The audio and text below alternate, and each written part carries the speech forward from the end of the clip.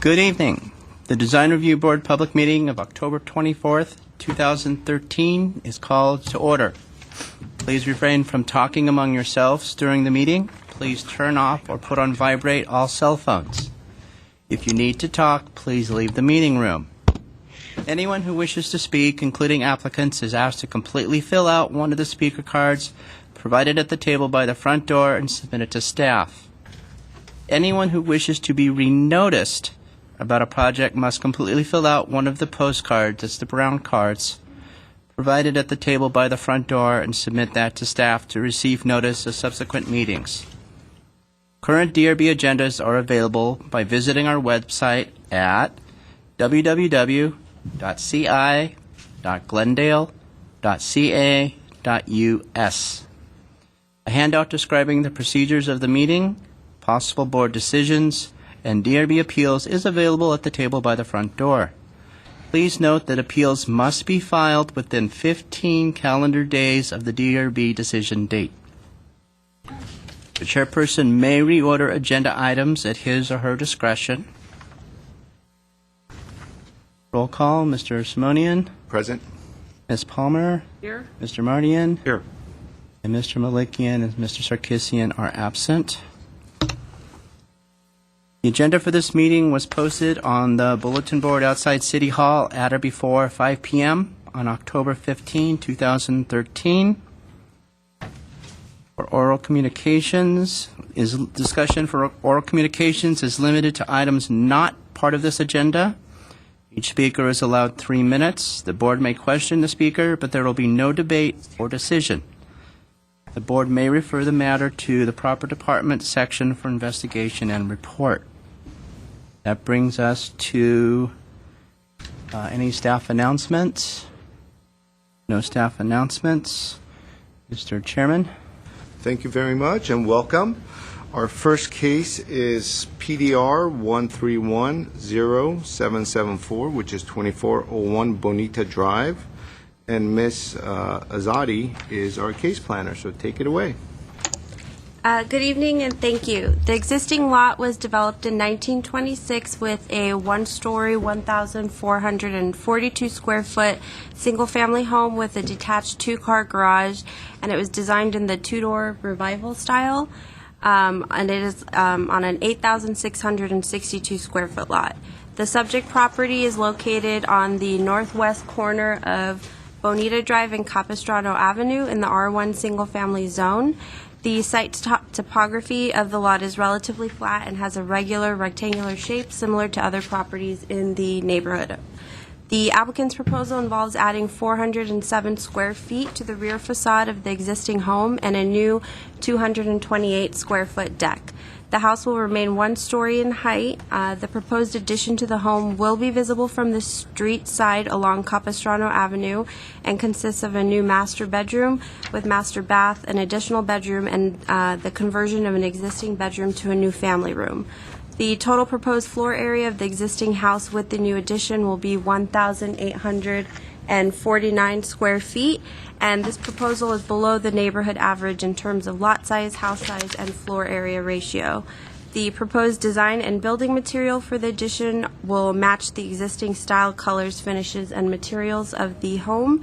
In addition, there are 3 oak trees located on the northwest corner of the subject property that are also proposed to remain. The city's urban forestry department did not cite any concerns with the project proposal. The proposed addition and deck will not significantly alter the existing site plan and are appropriate based on the location of the existing residence, garage, and available open space on the site. The applicant's proposal to the existing single-family house is compatible with the scale of the surrounding buildings and incorporates adequate design techniques that contribute to a sensible mass and are consistent with the existing characteristics of the home and neighborhood. The applicant's proposal blends with and enhances the existing style of the residence, and all finished materials and colors are proposed to match the existing house. Staff recommends that the board approve the proposed project with conditions as noted in the staff report, and that concludes my presentation. I'm available for any questions. Can you go over those conditions very quickly? Sure. clearly identifying the trash area location on the site plan, identifying mechanical equipment on the ground level and showing this information on the site plan, and then the wood deck at the rear north side of the house will need to be set back a minimum of 5 feet from all abutting interior property lines, and to identify gutters, vents, and downspouts on the elevation drawings. Do we have any questions for staff? I have one question. As far as the window materials, do we know what is being proposed? That I can't remember, to be honest. They were going to match on the outside. Yeah, they say it was going to match.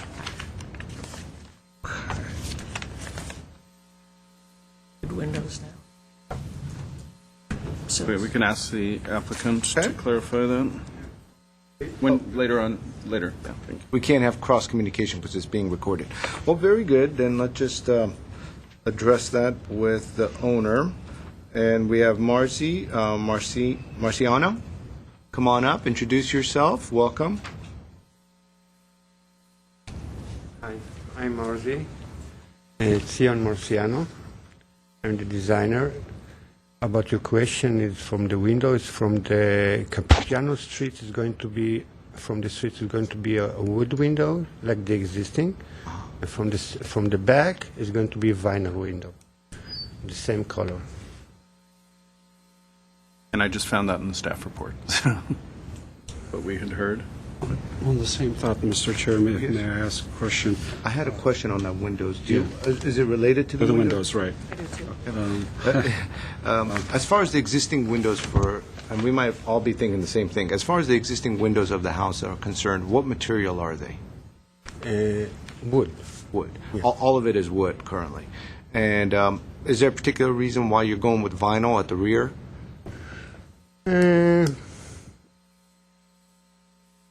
We can go with wood even though from the beginning, but it's going to look the same. It's going to the same color.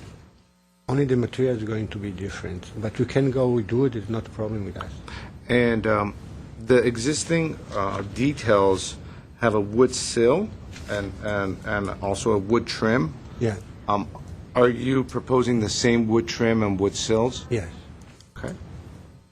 And these are true divided light wood windows as I Yeah. see the existing ones. Okay. Staff report calls them out as simulated divided light for the new wood windows. Well, my question was, why did you choose single hung versus casements on those new addition area? Because, if I see it on the elevations, you have, I don't know if they're single hung or double hung. And there's a grid pattern on the rear elevation. The reason is because Seems like you're creating variety of windows with this addition. Is the windows recessed right now? The windows are recessed right now? Yes, they are. They are. And you're going to be able to find this existing roof tile that you have up there? yeah. Okay. No more questions, Mr. Chair. Okay. The stucco, you're going to be matching the same Yeah, texture? the same, yeah. Just to clarify, the new window in the addition facing the street will be a casement window on the plans. The design for the question about the double hung windows on the back Right. was the request of the city, the building and safety, about in case of fire, somebody needs to go out. That's the reason the side of the windows there. The only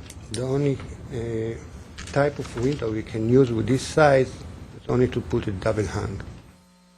Or you could use a single casement. Yeah. That would work Yeah. as well. It's not the only kind. Okay. Do we have any more questions for the owner? yeah, I have a few. Walk that goes from the street. Added on is going to be removed. What to understand the question. It's not on the plans, but there's a walk. Can you maybe It has a walkway from the garage.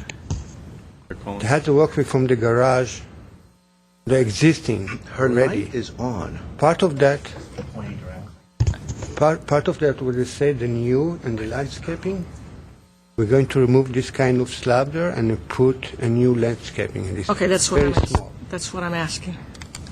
And the other question, you don't have any access from the deck area to the patio by the garage? Of course, you have access. You have steps, one steps down to go to the, It's just not clear on the plan to me, so on the it side looks like the plan. railing goes across. On the side plan they have.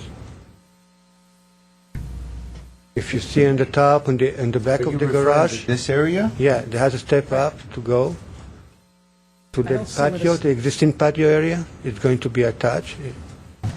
So the railing doesn't go Mr. Palmer, across? I No, on the it's not rendering? going to roll. The railing only on the side, on the Rendering. right side. Okay. And then what happens with the space between the garage and the house?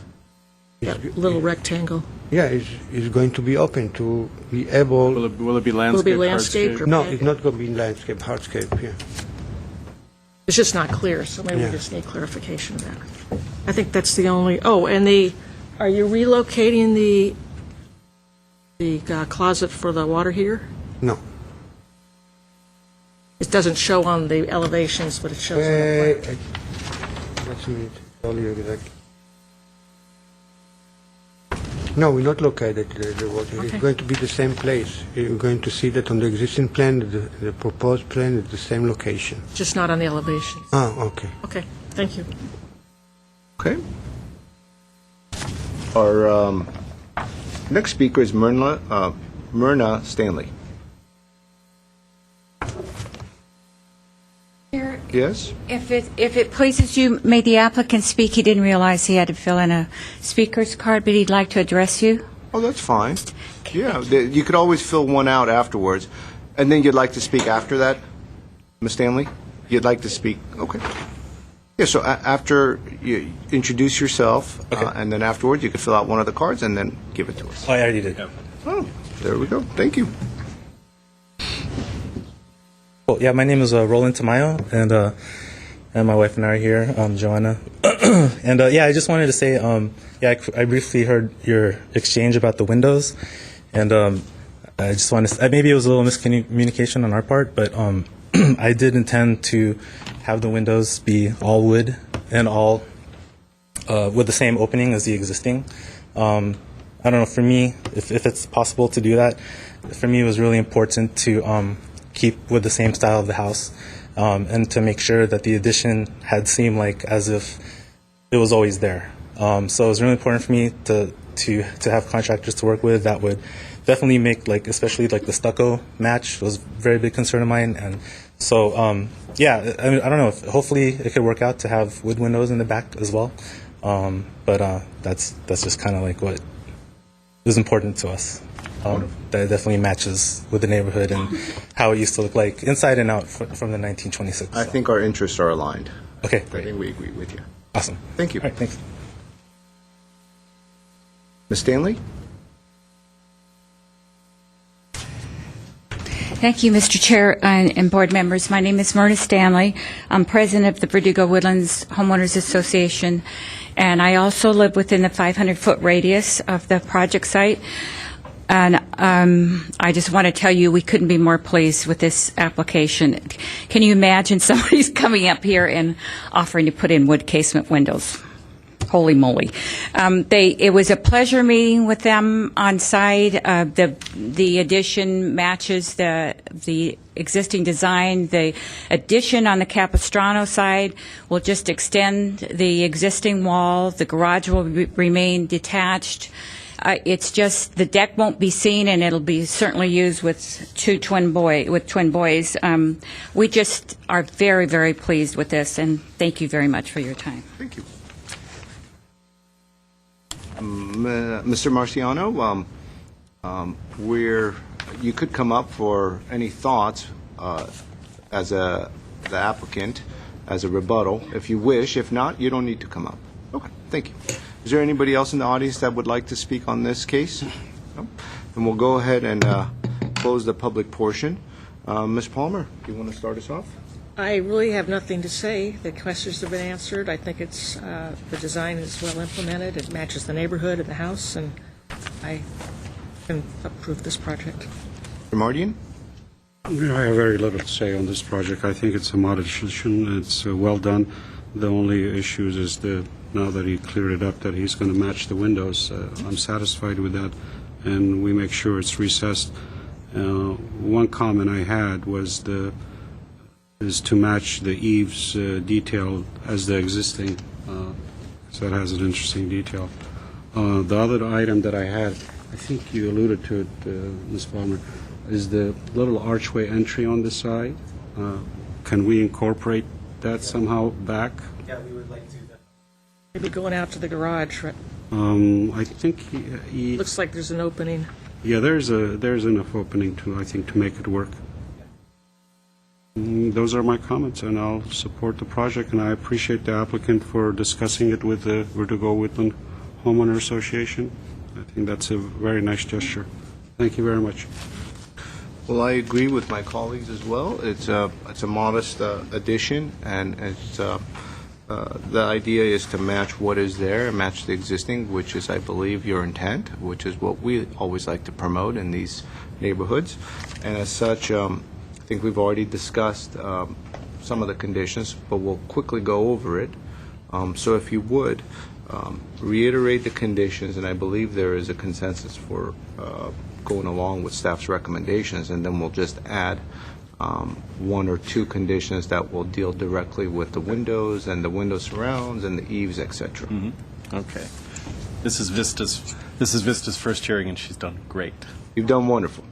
So, the staff conditions that Vista read to you before will be incorporated, and then we have three additional conditions. Specify that wood windows matching the existing wood windows will be used at the rear facade.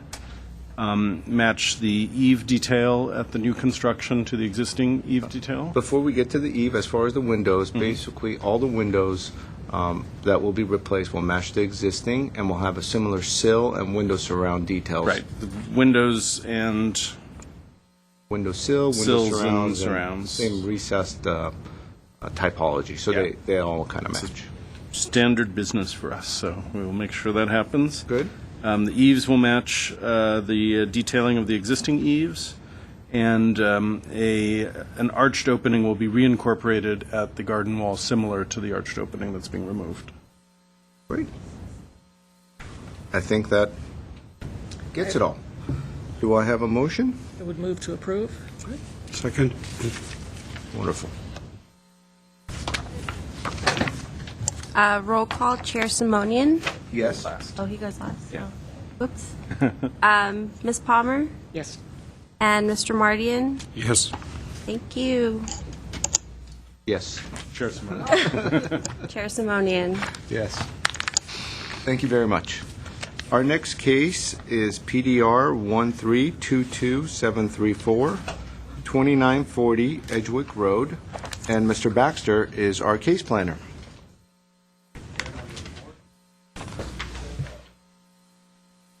The board for you. And I would like to just put a couple of plans up here real quick so that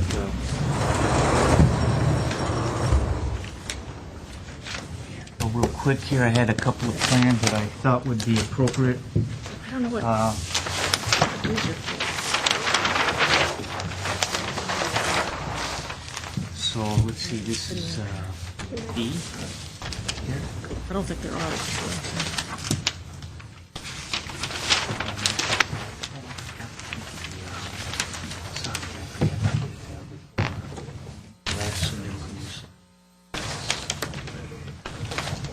And then here, maybe you can just put this up, B. Here. Do you have an existing survey as well, Mr. Baxter? I do, sir. As a matter of fact, I do.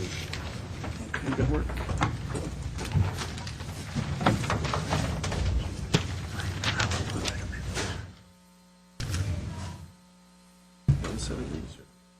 These were just sitting there. I don't know what they go They're to. for this case. Maybe it's, These were just sitting.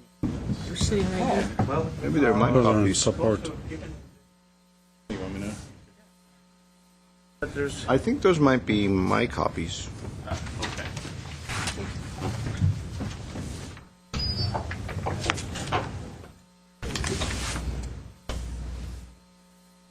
See, now, there was a Whether you You had had a an survey. existing survey. survey.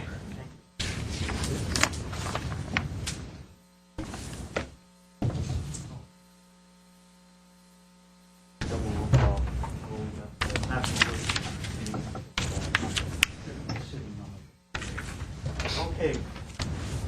So as you can see here, Mr. Chair and members of the board, we're looking primarily over here. And if you'll bear with me, I guess this is the most recent submittal. So these elevations are over here, the recent submittal. The one with the letter B is a submittal. This is primarily for you as being the land. Here's the previous submittal. Pretty much similar, except for a little change in here, I think.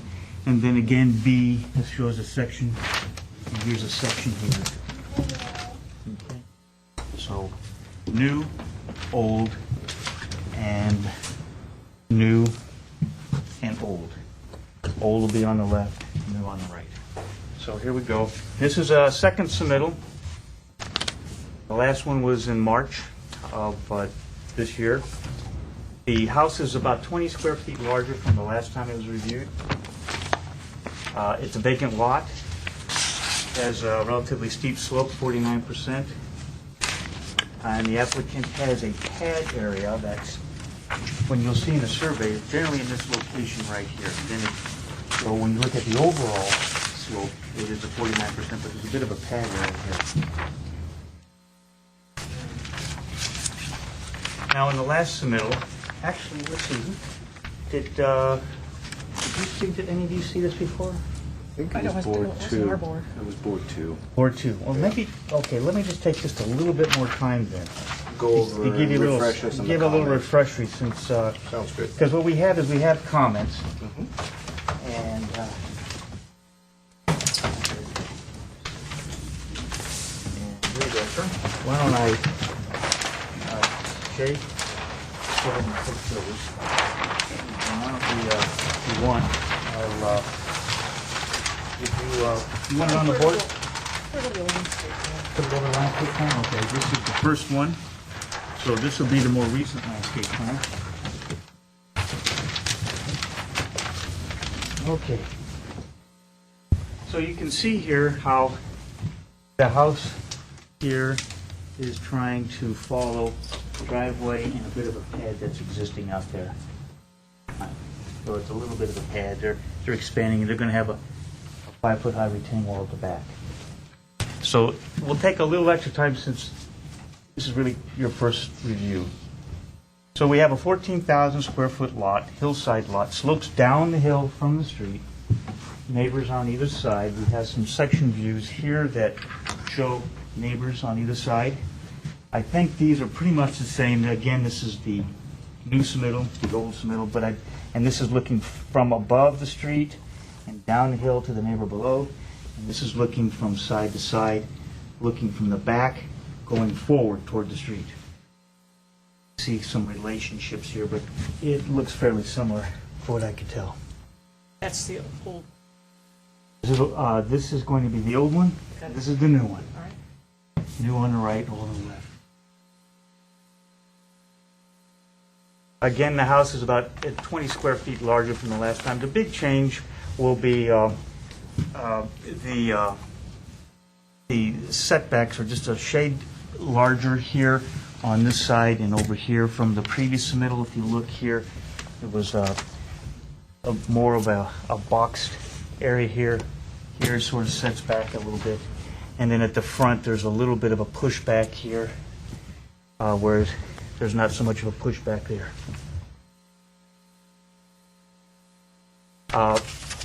Then in this particular case here, I think it'd be helpful, Mr. Baxter, if we go through those old conditions. you just want to go through the case?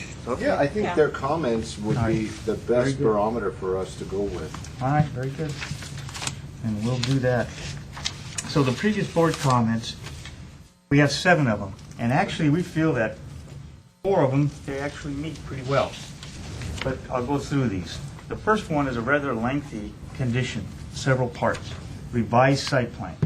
Number 1, to allow the house to follow the existing contours, hillside contours in a better manner. Increase the amount of space between the west portion of the house and the street to allow better access to the front door and conform more closely to the hillside guidelines, and consider stepping the upper and lower floors to better follow the slope. Okay. So a lot of it is relating to hillside guideline discussion.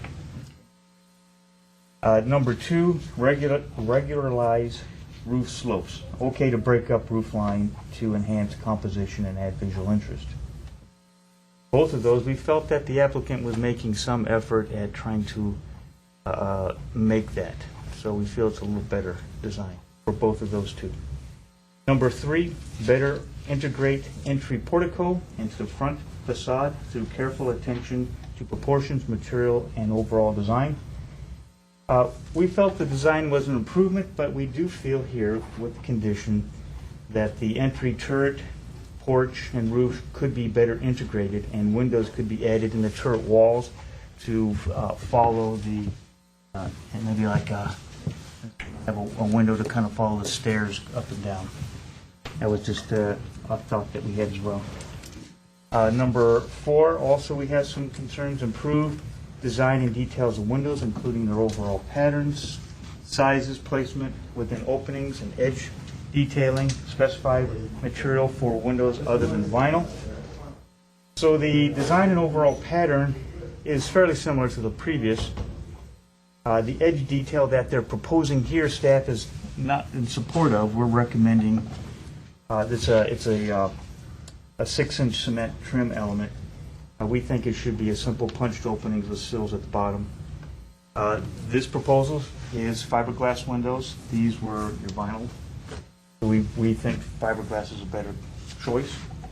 What was the punched opening comment referring to? The windows. Oh, I see. Okay. As opposed to these 6-inch cement surrounds. Okay. We felt that that would be more consistent with the design of this kind of Spanish concept that they're trying to work with here. And the staff recommends casement or single double hung windows rather than the sliders. So that would be something.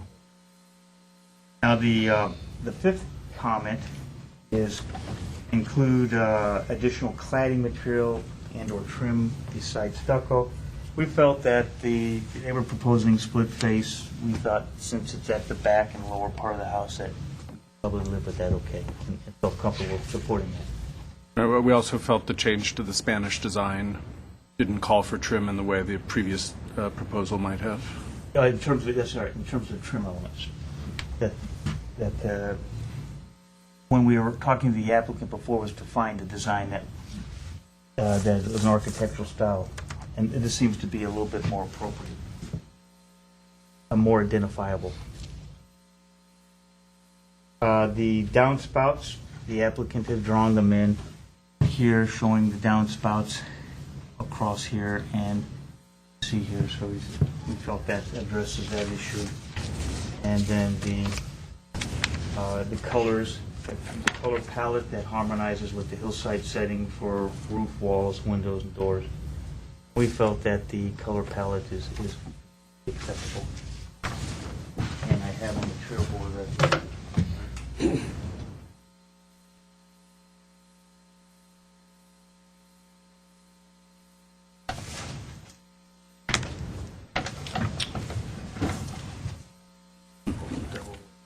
Houdini for this. so there you go. Huh? Gonna get it right off the wall anyways. That would be true. Okay. And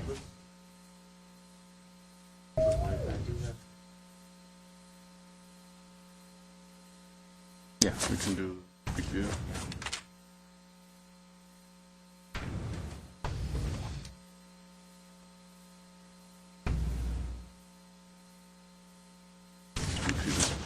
Computer. Oh, do it. No, it does, I think.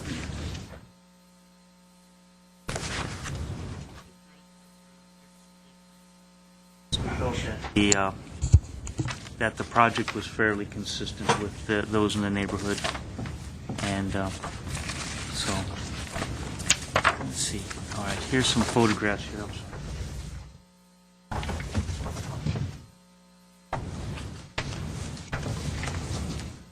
So the conditions that we had recommended, I pretty much had went over these. Restudy the front entry and turret, staircase proportions, design, roof. Consider adding windows on the turret staircase wall. Install casement or single double hung windows instead of sliders. Windows to be recessed in openings and have sills. Stucco window surround should not be used. And then one last thing is we had a concern about some of the paving that may be this little area here. We thought that that should be reduced, not necessarily eliminated, but reduced, because it's mainly just to walk around the outside of the house. Once you get here to the front porch, you can get in the house. This is more access to around the house. So we thought maybe that could be reduced to something more of a simpler pedestrian, less paving. And that concludes my comments, and I can go through questions. Was there any consideration, it appears that they've raised the house. Comments from staff regarding heights? It's 3410, 3410, where I did not recognize that it had gone higher. It looks like 3410 here and 3410. Oh, I'm sorry. well, maybe on what I've... Go ahead, I'll find out what I was All right. looking at. Maybe it's another portion of the house. Mr. Baxter, can you go back to the eave details? Did you say the cement that on the schedule it says stucco eaves? I'm sorry. These surrounds are these. That I got, but the eaves, the overhangs, are those wood fascias or Do we have that stucco? material board? Because I believe it's supposed to be a, thought it was not going to be wood. It may be like a hardy board or something. I have to be honest with you, I don't know. The applicant could address that better. As far as the first comment, which seems to be a very kind of an overarching comment by the previous board, revised site plan Yes. to allow the house to follow the existing hillside contours in a better manner, increase the amount of space between the west portion of the house, allow for better access to the front door, conform closely to the hillside design guidelines. Of course, talk about terracing up a house, when you're in a downslope situation as opposed to building that square home like this. And I wish Mr. Malakian was here to Remember? walk us through the intent, but when we see a group of conditions where number one is revised site plan, Yes. it's usually telling the applicant that you're somewhat on a wrong course and you need to realign yourself with the design guidelines. What is staff's perception of that comment? Well, we worked with the applicant after. We have a lot of empathy with what you're saying. We can understand where you're going with it. The applicant came back and was trying to show us through incremental changes that they are trying to address this issue. So we were trying to work with them the best that we can, because they would come back over and over, and they were pretty well wedded to this concept. And they keep working with this concept. So we felt that we would try to work with them. We got them to address most of the issues we felt, and so we thought we could support the project as it is. See? Yeah, one of the issues was kind of where the house bends. Right. And the previous proposal, I guess, when you're looking at it from the street, the right side was much closer to the slope coming down from the street. That part of the lot is more or less a flat pad right now, so we felt it was an appropriate location to build, that portion of the house. And then where the house, where the lot starts sloping down, that's where the garage area is going to go. So they did kind of accentuate the bend and reconfigure the house somewhat to pull it further back at that front area. Well, this would be your older version, that would be your... But we don't think they were asking for a global change in the site planning. I think it was a little more subtle than that, what their goal was through that condition. Do we have any more questions for staff?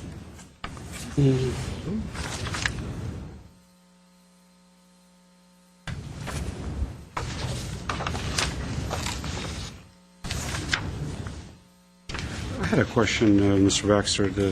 The driveway seems quite deep. Is that because of the property line location? Because we have all that, I mean, yeah, it seems like it's pushed back further into the downslope. Is that because of that Well, the, property line is sitting, this is the property line. right? And the street would be up here. So here's the property line. And then, of course, as you know, there's an 18-foot setback in hillsides from face of garage to a property line. And so that's where you get that issue. Where does the 15-foot setback come on these? Well, for- This would be the 15 feet right here. This line running parallel through here like this with the street property line is the Because I setback. thought there is another rule that says that there's no sidewalk or sidewalk, I don't know, correct me if Oh, I'm... from back of pavement. Back of pavement. Yes. Now, that's two things. That's a good point. Driveway length and setback. So the setback is from the property line to the house. Okay. Back of pavement is the length of the driveway. So can the garage then be pushed closer? Closer to the But street. it can't, because that 18 feet from back of pavement where no sidewalk exists does not allow the house to move closer. It's just for a length of driveway.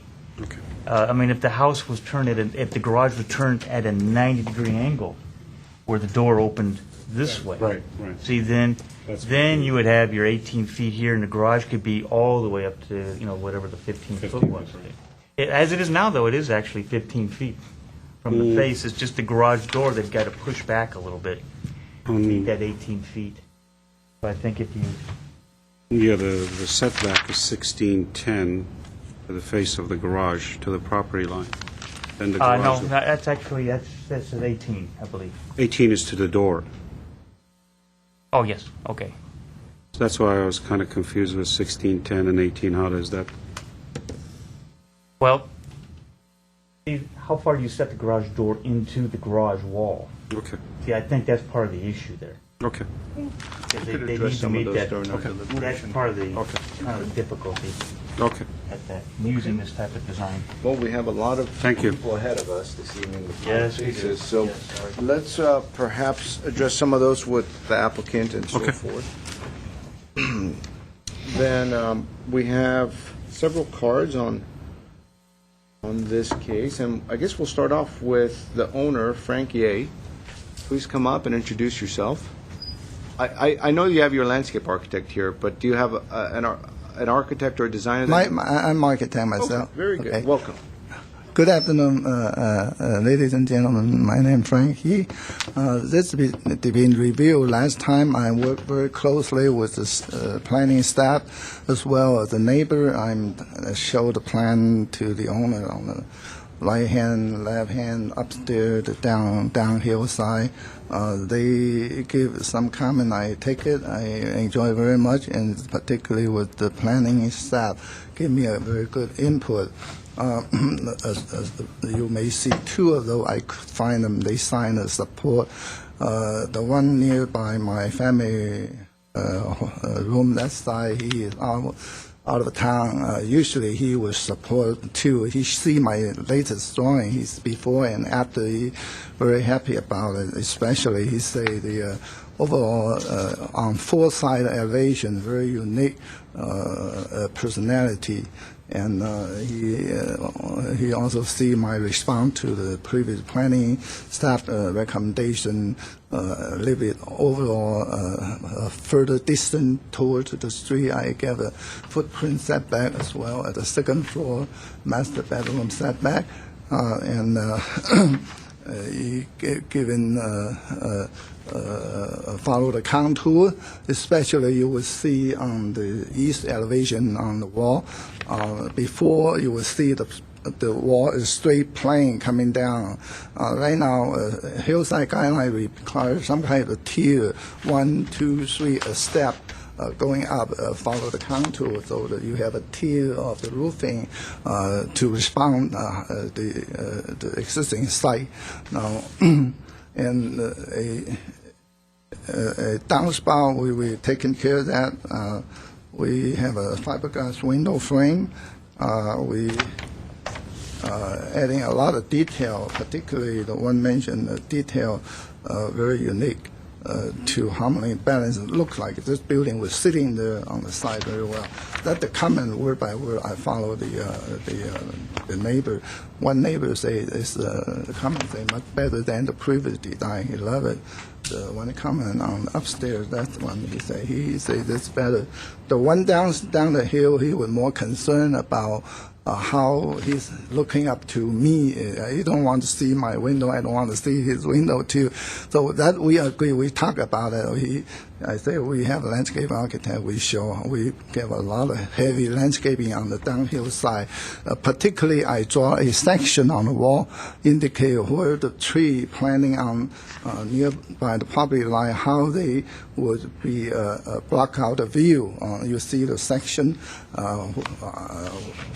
When I'm standing on the balcony looking down, or he's standing in his bedroom looking up, that's a very crucial element. So we, in the landscaping drawing, we have I promised him to do a lot of landscaping. That's only one concern he has. The same concern to me too. So I appreciate so far the planning staff. So thank you. Thank you. Do we have any questions? I have a question. Are you proposing any perimeters around Preliminary. the property lines, like walls, fences, Oh, between the downhill one, sideways? the side propose any wall in the edgeway. This is very rural, natural. A little bit hesitant. I rather plant a lot of fruit, flower. Tree. On the one on my garage side, they already have a very dense bush. You don't need any fence at all. On the family room side, still have 74 foot linear foot distance from my building to his building.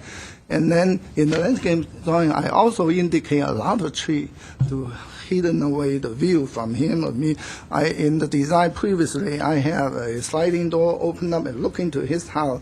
But this design, I close up that patio and trim up my porch and let them the door facing south. So basically, my activity looking to the south, where is the backyard taking place. I'm not intend to walk out on the patio side looking to him. But we have to a lot of sensitive, not because myself, also because the neighbor. You see a lot of tree on the landscaping on the west side, where the neighbor side. Okay, thank you. Thank you. Next speaker is Bill Peacock.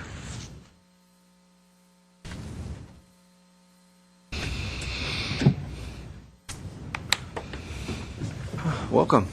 Hello. Good to see all of you. As you can see with the slide, the lot is very covered with foliage, trees. We are not removing any of those. Basically, we're adding on the lower side native plant material because the neighbor below did not want to look up at the house. So I don't know you have any other, it's native materials being used. Any questions? No. I think so. No. Okay, thank you. Mr. Peacock. Next speaker is a neighbor by the name of Roland Fuhrer. Welcome. Hi, I'm Roland Foyer. I live across the street, 2 houses down. And we came last time to speak out about this project. because of the details that we perceived were being put on the house. The owner has built another house up the street, 2 houses up. The details are very poor. The design is very poor. It's very similar to the first design.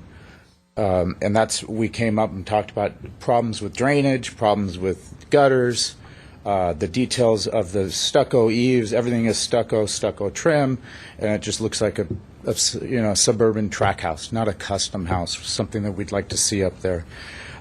This house is very much the same to me. The roof has changed, but it's still a 2-story rectangular box with a kink in it on a flat lot. It might as well be on a flat lot. It doesn't have anything to do with the hillside design.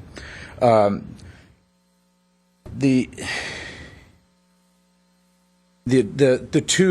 house itself, the mass hasn't really changed either. You've added some roofs on it, but the mass is pretty much the same. The windows, the front of the house to the back of the house looks like the old design almost. It's like more modern, except that it has the tile roof. The windows are even different. You have divided windows in the front, no divided windows in the back. The materials, guardrails are the same type of guardrails he put on his house. They're cheap. They're ugly. The stucco finishes, the stucco trim looks like it's just slapped onto the house. No depth has been created. There should be window sills. If it's a Spanish style, I would expect to see those windows set back. The metal garage door. Also, to me, if it's a Spanish house, I would like to see some materials that are just nicer materials than what he's putting on here. I don't think a lot of the board conditions have been addressed. There's no change in the site plan. It's basically moved over slightly. And I find it interesting that the house is still the same height, but it also moved up a foot. I'm not quite sure how by just sliding it over slightly. Because before, and who knows who came up with the contours, but it's showing it starting at a different elevation than it did before, even though it's the same spot. I think this still looks like a track home, not like a custom home. And I believe it just lacks a lot of nice details and material finishes. And that's what we would like to see in this house. Thank you very much. Thank you. Mr. Ye, would you like to come up? If you wish, you have an opportunity to rebuttal and address some of the comments that were made by the neighbor, if you wish. Actually, this house... If you would mention your name for the record. My name is Frank Ye. Yeah.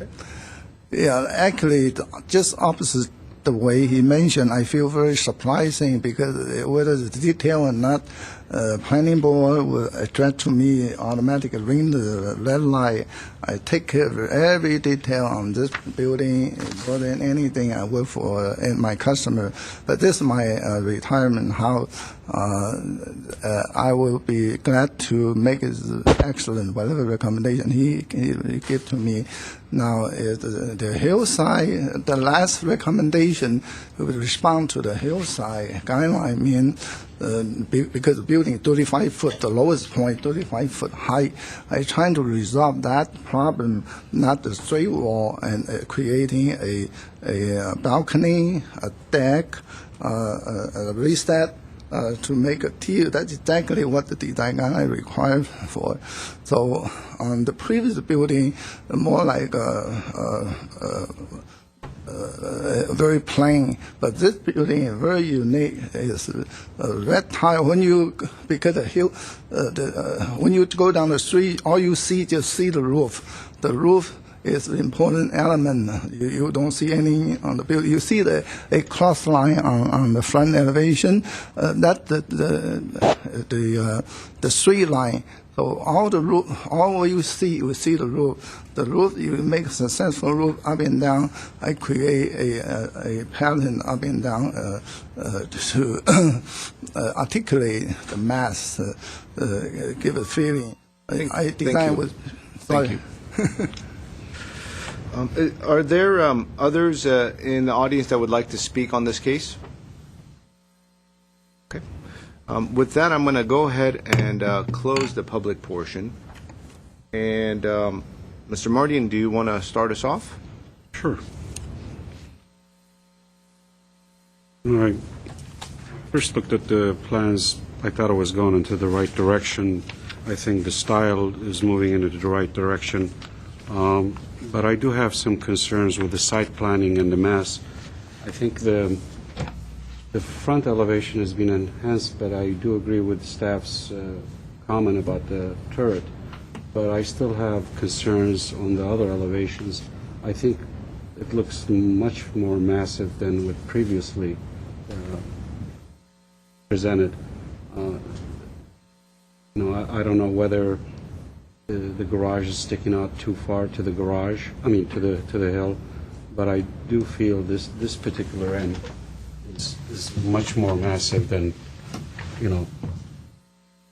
previously, because with all this, we've got cantilevers of decks. There's still room to improve. I think maybe the main issue on this one, I feel the house is still needs to be reduced to in order for it to be conforming with the hillside guidelines.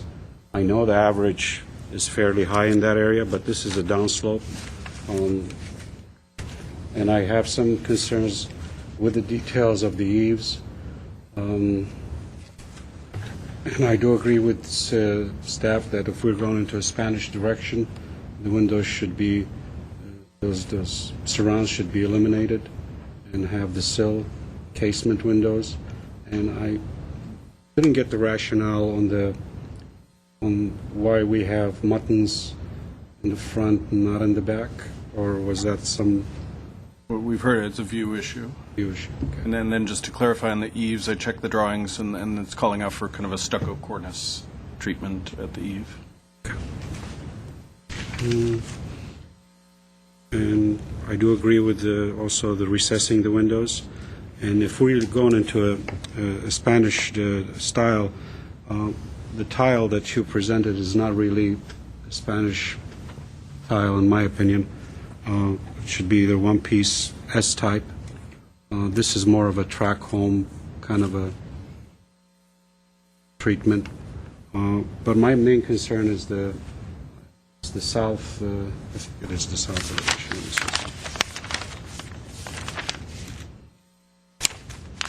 Yes, it is the south elevation and the east elevation. Other than that, I'd like to hear what my other colleagues like to say about it. Thank you, Mr. Murdy. And Ms. Palmer? I agree with the previous comments. I think addressing the roof shapes and putting more hip roofs have helped the project, but pushing that area back, the large area that's, I don't know if that's the garage or, of course, that's pushed downhill.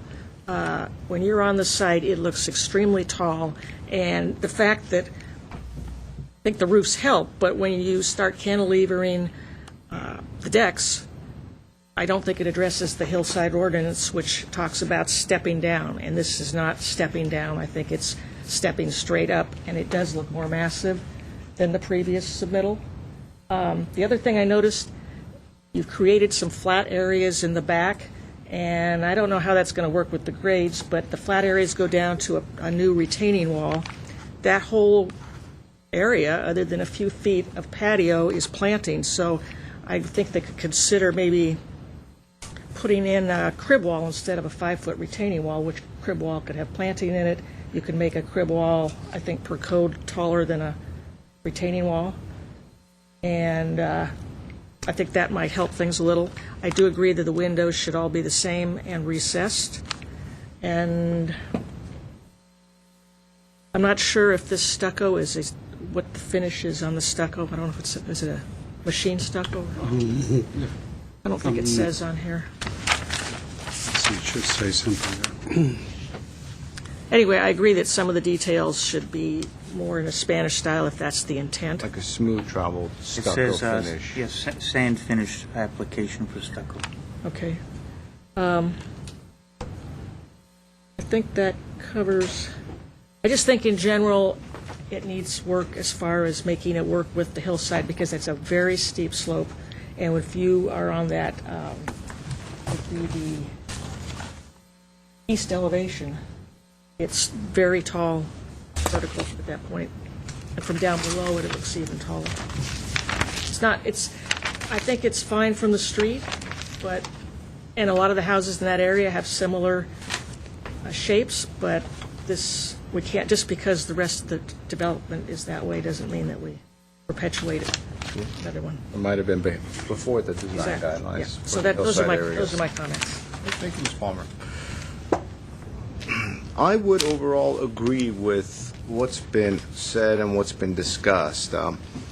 During staff's presentation, I brought up condition number 1, where the previous board had mentioned revised site plan to allow for the house to follow the existing hillside contours in a better manner, increased amount of space between the west portion of the house and the street, allow for better access to the front door, and conform more closely to the hillside design guidelines. And this is the most important part, is stepping up the upper and lower floors to better follow the slopes. Being on this board long enough, I could imagine why these comments were presented. Those are overarching conditions to change your design philosophy, to make you step back, reassess your direction, and to take you down another direction. And staff also mentioned that there were some instances where it was difficult to change your course. And I'm speaking to you because you're the owner and the architect, same person. And so the hillside design guidelines, which I'm sure you've studied and looked at, I would say are kind of the opposite of this. And I know it's a strong word, but I wholeheartedly believe it. The unique thing about the hillsides and the canyons is that there's always somebody above you looking down at you. Unless you're at the top, at the most highest portion of the ridge, which this home certainly isn't, there's always someone looking down, and there's always someone looking up, and there's just different vantage points, and it becomes very tricky. And as you mentioned, it's a simple home from the street because of the angle of the street, yes. But I would certainly argue that a lot more of this home is going to be present than the street. In fact, that entryway that kind of hides behind a retaining wall is going to be the only portion that really isn't going to be visible from the street. Everything else in that canyon, everything else, all other portions of the home will be visible. So when I'm seeing this on the hillside side, this is more of a suburban flat home typology where you have a balcony that extends out where it adds to the massing of the house. This is opposite of what the hillside guidelines ask for, design guidelines ask for. As Mr. Mardian was bringing forward, this portion of the site, which we could see in your contours, naturally start sloping down. This portion of the home should start coming down. There should be a break. And I realize that will have stairs inside the home, but most successful hillside homes have interior stairs that divide the different spaces. And that's very important to point out, because if you start following the contours of the site and this comes down, then all of a sudden this roof gets broken up. And if you basically start to revise and take away these balconies, which are rarely going to get used, and in which way start working on kind of your roof overhangs, which, by the way, would certainly help you from the southern exposure. You're going to get a lot of sun in this facade. And so by extending some roofs, you'll alleviate some of that. And the idea is to hide the home behind the roofs. And that's the idea of the hillside guidelines and stepping back. So this portion, in my mind, in my opinion, isn't stepping. It's doing the opposite. It's coming out. This portion isn't coming down. It's keeping consistently in line with the rest of the house. Has already been illustrated about the materials. The idea is to use colors and shades and materials which are consistent with the hillside, and so when you're looking at it, the house camouflages and hides in there. So we're talking about greens and earthly tones and whatnot. This roof is going to be just kind of like some sort of a billboard, I guess, when you're looking at the overall thing. You want to maybe go with some sort of a slate roof, a darker color, something that blends in. So the overall details, I think, fall short. I think there were some very concise direction, and I frankly don't think we're going to go through and do a better job at coming up with conditions because it was already dictated to you. So I would agree with this with my colleagues that the design falls short, and I can't support it either as presented. And I very much agree with breaking up the mass, deleting the second-story balconies. The entry, as staff has identified, needs work. Materials, details, roof materials, all that needs to be worked out. And of course, these cantilevering decks, you really need to start working out garden walls around them, integrate them into the site. And so, I guess, what we could do, I think, is, if everyone's in agreement, we probably shouldn't dictate these same conditions again because they exist. And that was the initial mindset. So we're going to maybe keep the original conditions and then add some thoughts.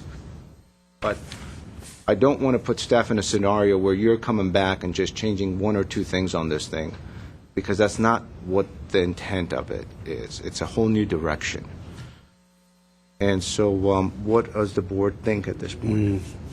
I'm on the same line as you are, but we should really give the applicant a direction. Although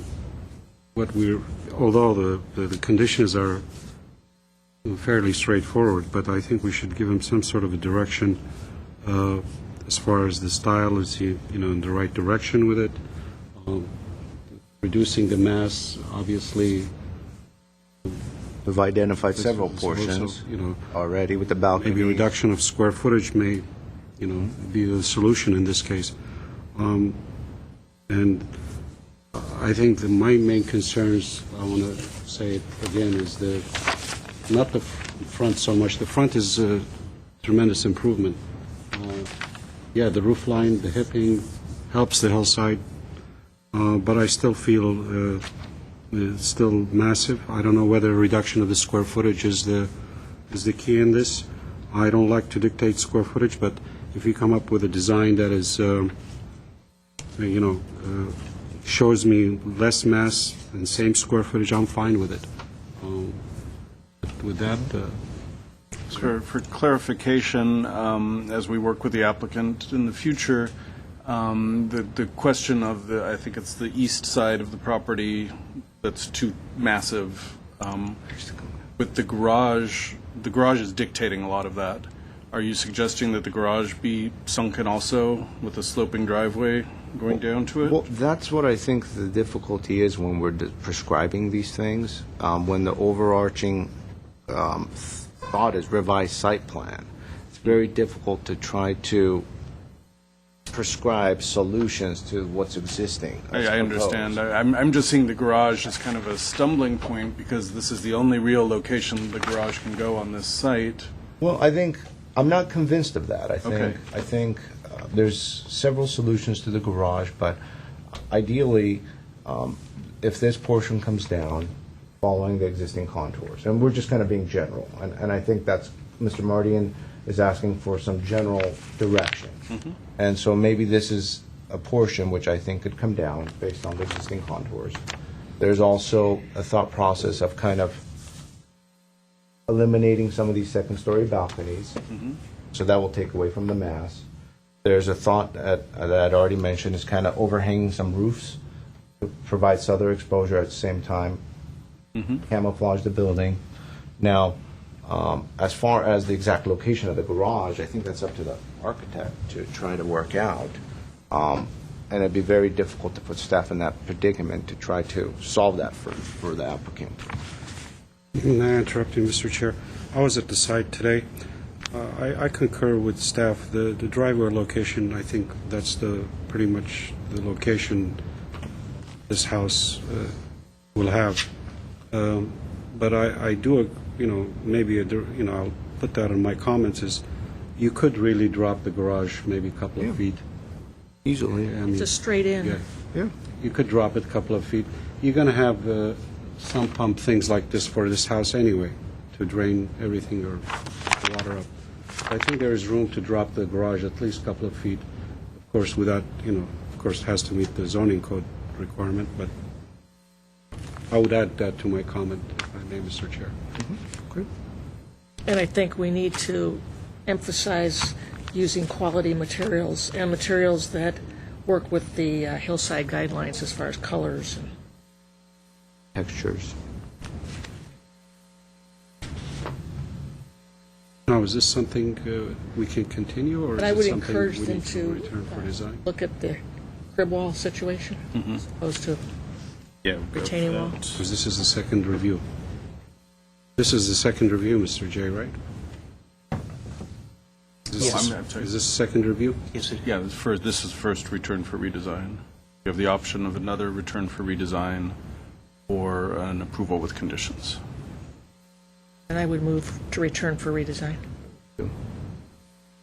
A second. So we have a motion by Ms. Palmer and a second by Mr. Mardian to return for redesign with conditions. Okay. And roll call. Ms. Palmer, Yes. Mr. Mardian, Yes. Mr. Simonian. Yes. Our next project is 1910 Scherer Lane, and the case number is PDR 1312623. Mr. Baxter, do you need some more time to set up for No, this sir, one? this one, we're in good shape, sir. It should be. Then take it away. Do you have a letter from a neighbor that maybe you might want to take a moment to look at? I think we need more in a minute. Several pages. Just take two big breaths.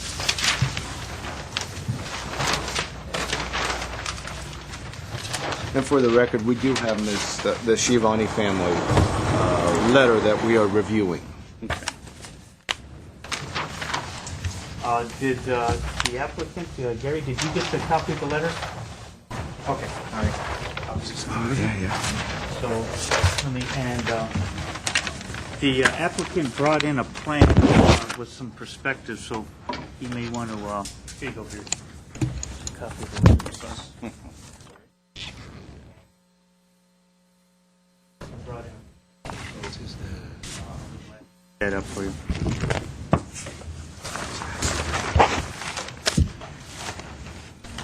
I'll put it up.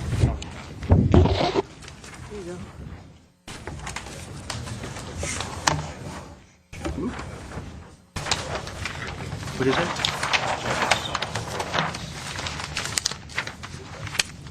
Bring that up when you come up. That way they can. Well, Did you see this? Yeah, I saw them. Square that off up there. I mean, who wrote these?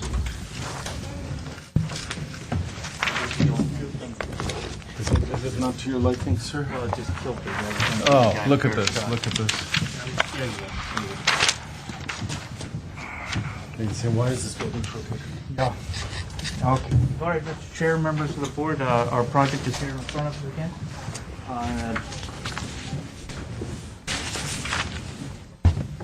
Project is an addition to a single-family house. This is the perspectives, and then here, these are all the very first-time submittal. You can see our property is 2,460 square foot house. We're adding 1,014 to it. It's a second-story addition. The property was initially constructed in 1964. There was an addition for a patio at the back, a covered patio at the back, and a modification to the front entry in 2009. The staff worked with the applicant on the project. They were sort of get where we are at this point right now. The comparison to neighborhood, this property is 12,400 square feet. The range of properties are 9,900 square feet to 39,000. The house is set back, as you can see, it's on a flagged lot, so it is a relatively long flagged lot. The house size would be the largest in the neighborhood, as well as the floor area ratio. All the homes in the area are two-story. As far as site planning, Mass and scale and design, staff did have some comments, conditions, otherwise we're generally supportive of the project with some conditions. On the site planning, one of the things we noticed, and though it wasn't mentioned, is when staff walked around the site, there is a large percentage of paving. If you were to zoom in a little bit on that there, you can see there's a lot of paving on the pad, including it right here in the front, which is, for some reason, I'm not sure why, this has turned into a parking area, which before it was more, if you can bring the angle around just a bit to the right. To the right? Yeah, well, let's see. There, you can see, for some reason, that area is a setback area, technically, in front of the house right there. That should be more of a paving, a planting area. And there's a lot of paving around the sides and the back. But anyway, so as far as site planning, there really isn't any change because the second story is going right above it, but we thought we could try to soften some of that area on top to put some landscape, particularly in front of the house there, where before it was a landscape-type area, or at least portions of it were. As far as the mass and scale, we did have a consideration to remove some proposed dormers over here above the garage, those are new dormers, and to reduce some of the roof massing, and a condition to continue this living room window down to the ground, because at this point it appears to be a bit floating, so we thought about continuing this down. And then to add some, make sure that we have sufficient depth in each of these punched out areas that we see around the building. And make sure those are, have some true dimensions to them and that they're just not reveal lines on the stucco. As far as the design, we do have, generally we're supportive of the project. We do have conditions that I mentioned to bring that that living room window down. And to remove some of the permeable surfaces. So that pretty much wraps up my, you can see some of the conditions that we have here on the back and a couple of considerations. Just a repeat of what we discussed. That pretty much wraps up mine. If you have any comments, I'll be glad to. Actually, the second floor addition is basically following the existing footprint. Yes, it of is. the lower level. Yes, it's correct? just basically the same footprint, that's correct. You said this, the addition and alteration to the house was done recently? 2009, there was a change to the entry. And that was exempt from design review board? Yeah, it wasn't actually, at least on the plan that I saw, it didn't really look like this entry, but the height and the shaped roof did, but the columns seemed to have been a little embellished. There were some, I noted in the plan that there were some, looks like some, around 2009 thereafter, there seemed to be some changes to give the look more of what it is today. I believe some of this trim down here, this element, this used to be brick, I believe it's kind of a slate, a stone ledger type, and this balcony at the here really wasn't a balcony. The covered roof for this patio, that was permitted, but this used to be a window from what I can see in the record, and was not meant to be supported as a patio from what I can tell. It certainly wasn't, at least wasn't in the plan. Some of these, maybe some of the surrounds or molds that you might see on your plan, or in the photographs, which are, I think you have the photographs? Okay. Those weren't really there as part of that. So are they trying to legalize that? Yeah, portion? so that's what we're trying to say, is that now everything looks like it would all fit together, and we just wanted to bring it out so that during the plan check process, should you want to approve it, we have everything being corrected, updated, and everything at the time.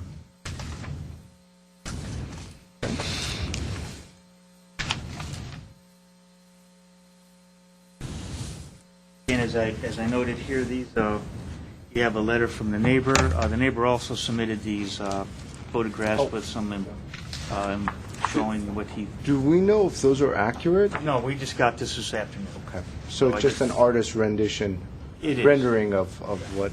I'm sure the It could neighbor look- will. You can see the neighbor's house is this orientation is this Right. house to the left here. So let me just mention, when staff was looking at it, we did consider privacy, and that was one thing. I did walk the site.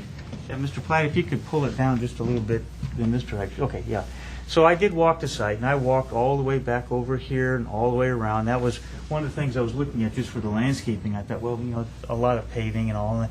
I didn't see anything from the grass level, first level.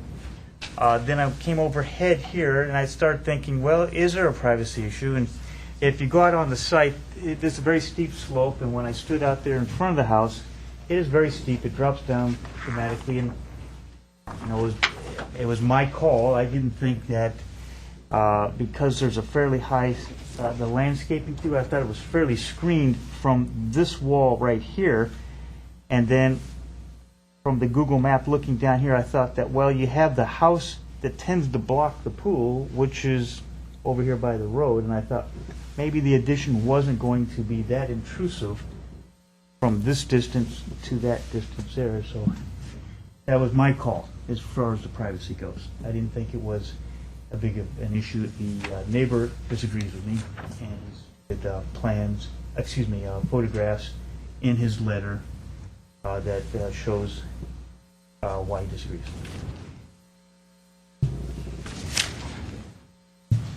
Mr. Platt, is there a way we could get the street view kind of If we're mimic lucky. this angle? I think we have not been able to upload. Yeah, you can get a Oh, street- it looks like it's going to work. Yeah, you're going to get a street Okay. view there.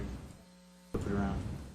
See, right there to your left, Mr. Platt, that's where the pool area is for the neighbor downslope. And then to your right would be where the existing house would be, the ridge line behind it. Yeah. If you could go down to the driveway, sir. But very quickly, before we move, going back to the roof height and the ridge on the right side is staying the same, right? That's not changing. Correct. Yes, I believe that's, except for the dormers. I believe the dormers. Whereas in this kind of shows it certainly higher than what's depicted. I'm just trying to get an understanding of the accuracy. Well, again, not to speak in the, give a bias or anything, that's more perspective, so, it's just, as opposed, this would be at a street angle, so it'd be a little different, but... Can we get in front of the driveway there? Oh, now, Mr. Platt? Yes. We go in front of the driveway. There's the house as it exists right now.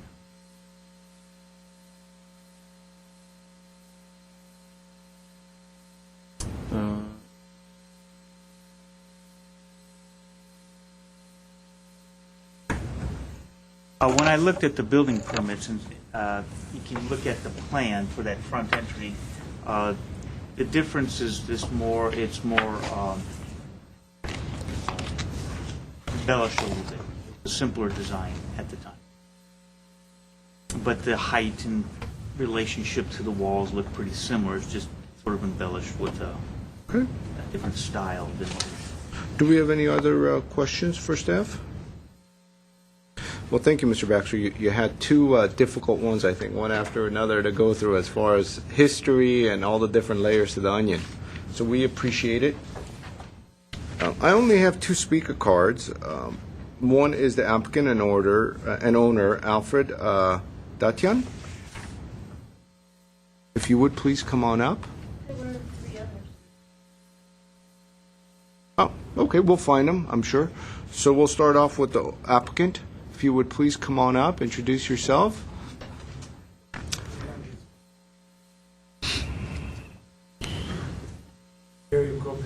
No problem. Thank you.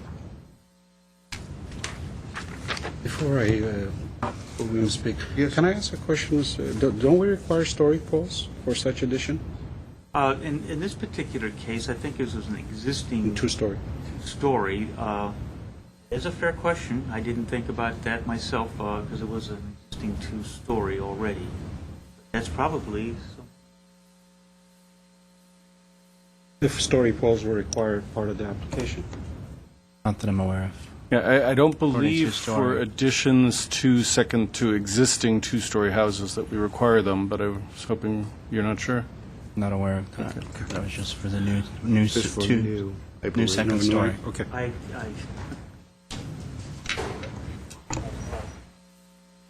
I've seen it. Well, you can answer it as you're talking. That's a fair question.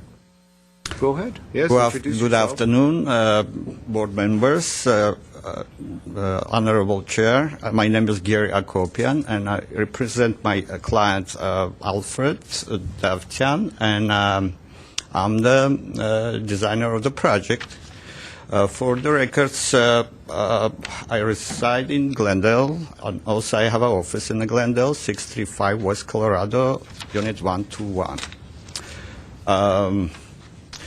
If you let me please approach to the board. I don't know, wave with my hands on the air, so, and I just go through the plan. Yes, please.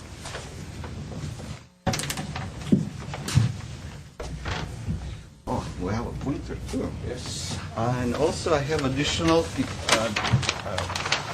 that papers. Handing it up. If you please, just two pieces enough.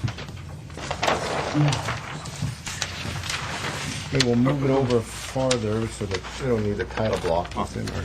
I see. Yeah, I just There you need. go. Yeah, I just need. You could start. I'll take care of this. Okay, great. Thank you. Okay. Few things is a quick. I'm going through the site plan and going to idea why we start doing this. Basically, primarily we're doing addition because we have addition in a family, so we need to expand house, and also at the same time we like to be within the footprints. It's, you know that in hillside flat areas are very valuable, so we don't want to build over the pad, but build above the second floor, first floor. That's basically is like a void space, and also. Let me mention that this is a flag lot, and it's located far from the shoreline. It's just a piece of that portion of the building which just winks into the shoreline. It's just this portion of that building, and the rest of the building. It's concealed behind those trees and also behind of this landscape and neighbor's house next. Now,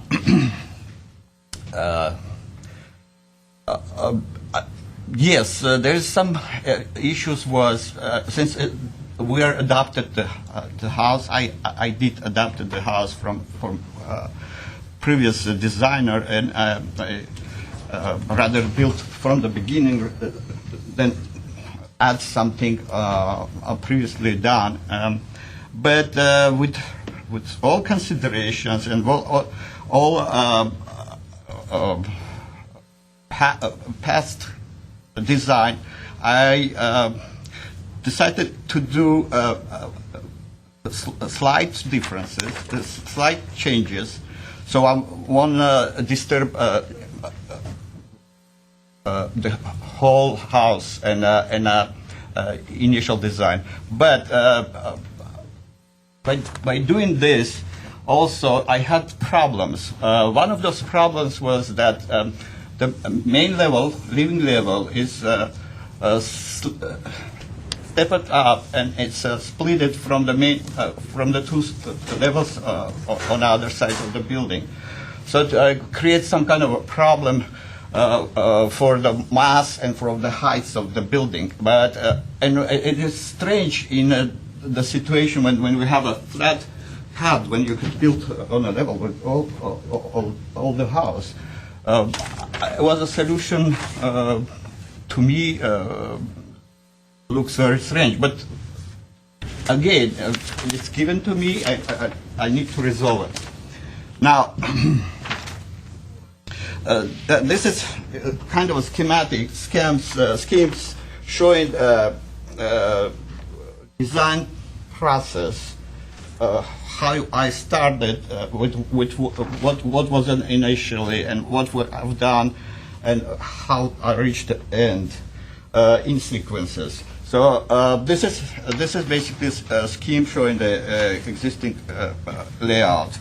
Now we are proposing a second floor on top. If we do it straightforward, just putting on top of it, you will see a big mass created and already massive on a massive house.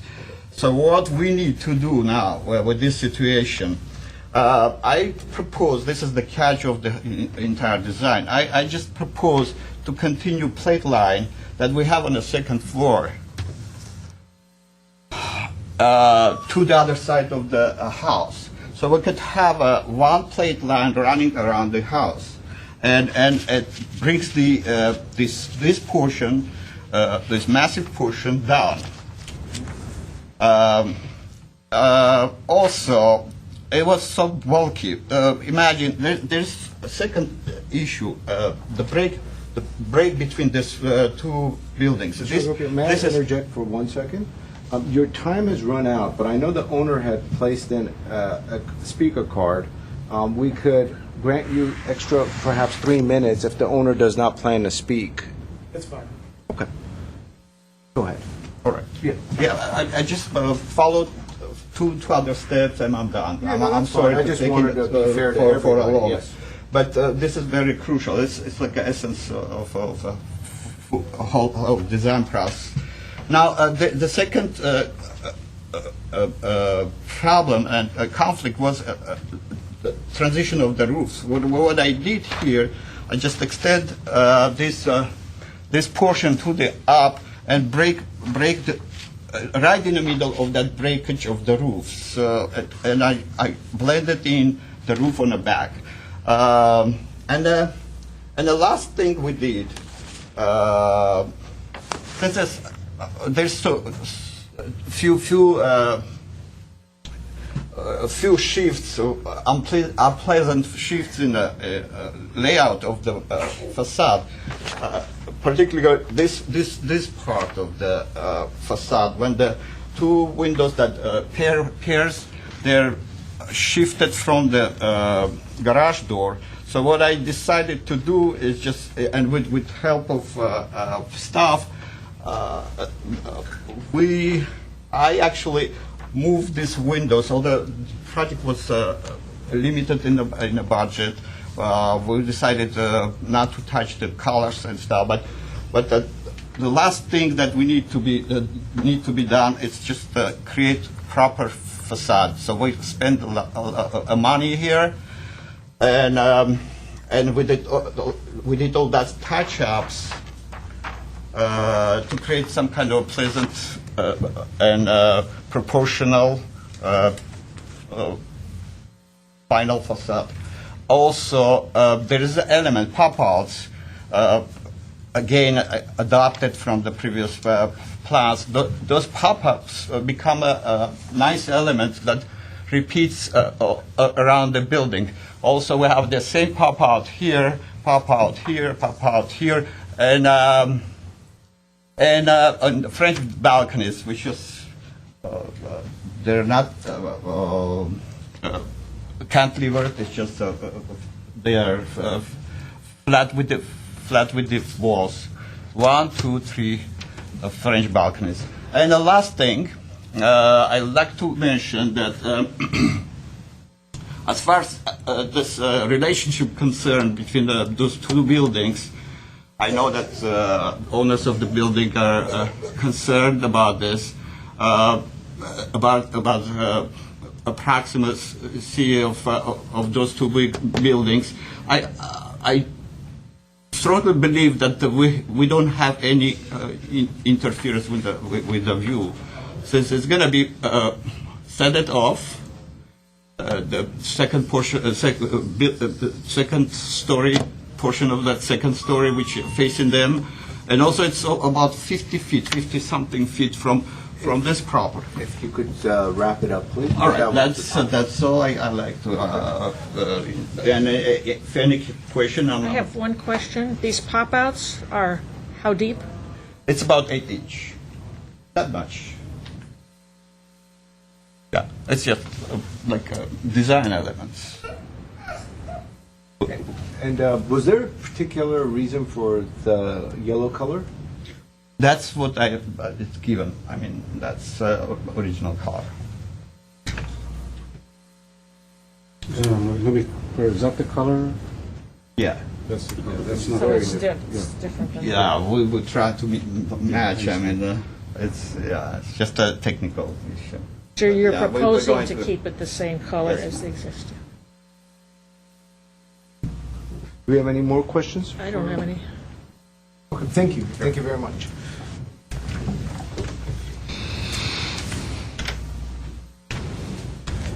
We have John Schiavone. Come on up. Welcome. Thank you. Good evening, everyone. My name is John Schiavone. Obviously, I lived in the house in 1914. This is a house that I co-own with my sister. My wife lives there. This house has been in our family for 40 years. This was our childhood home. We have no problems with the expansion as long as it doesn't harm our property values, our privacy, just our simple way of life. The area mentioned by the pool, we do a lot of living there during the summer, and because of the mild winters, we also spend a lot of time there. We feel that the south elevation, where this balcony and these two windows are, this severely impacts that, where we feel that turns our privacy into zero, just because of the height of the elevation of the height of this house. Just one other thing here is that 3,474 square feet. That makes this the biggest house in this section. And the closest house in square footage is 2860, and that house has a 39,700 square foot lot. And I believe that's a house that's tucked into the hillside, so it doesn't stick out here. I'm a professional artist, as you can see, that I did these illustrations.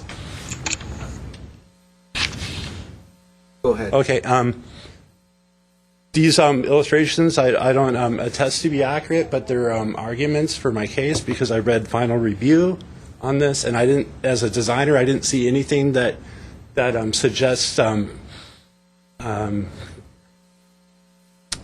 lost the word. Where it contrasts with my house. There's no elevations. There's it doesn't show how this house sits up on a 12-foot, approximately 12-foot hill above us. So when they increase the size of the second story, where their first story is now, and our property, that's the only parts that are intersected.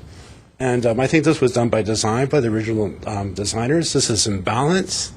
This shouldn't be messed with because the minute you start messing with this balance, it just throws everything off. There's things to consider about the street view.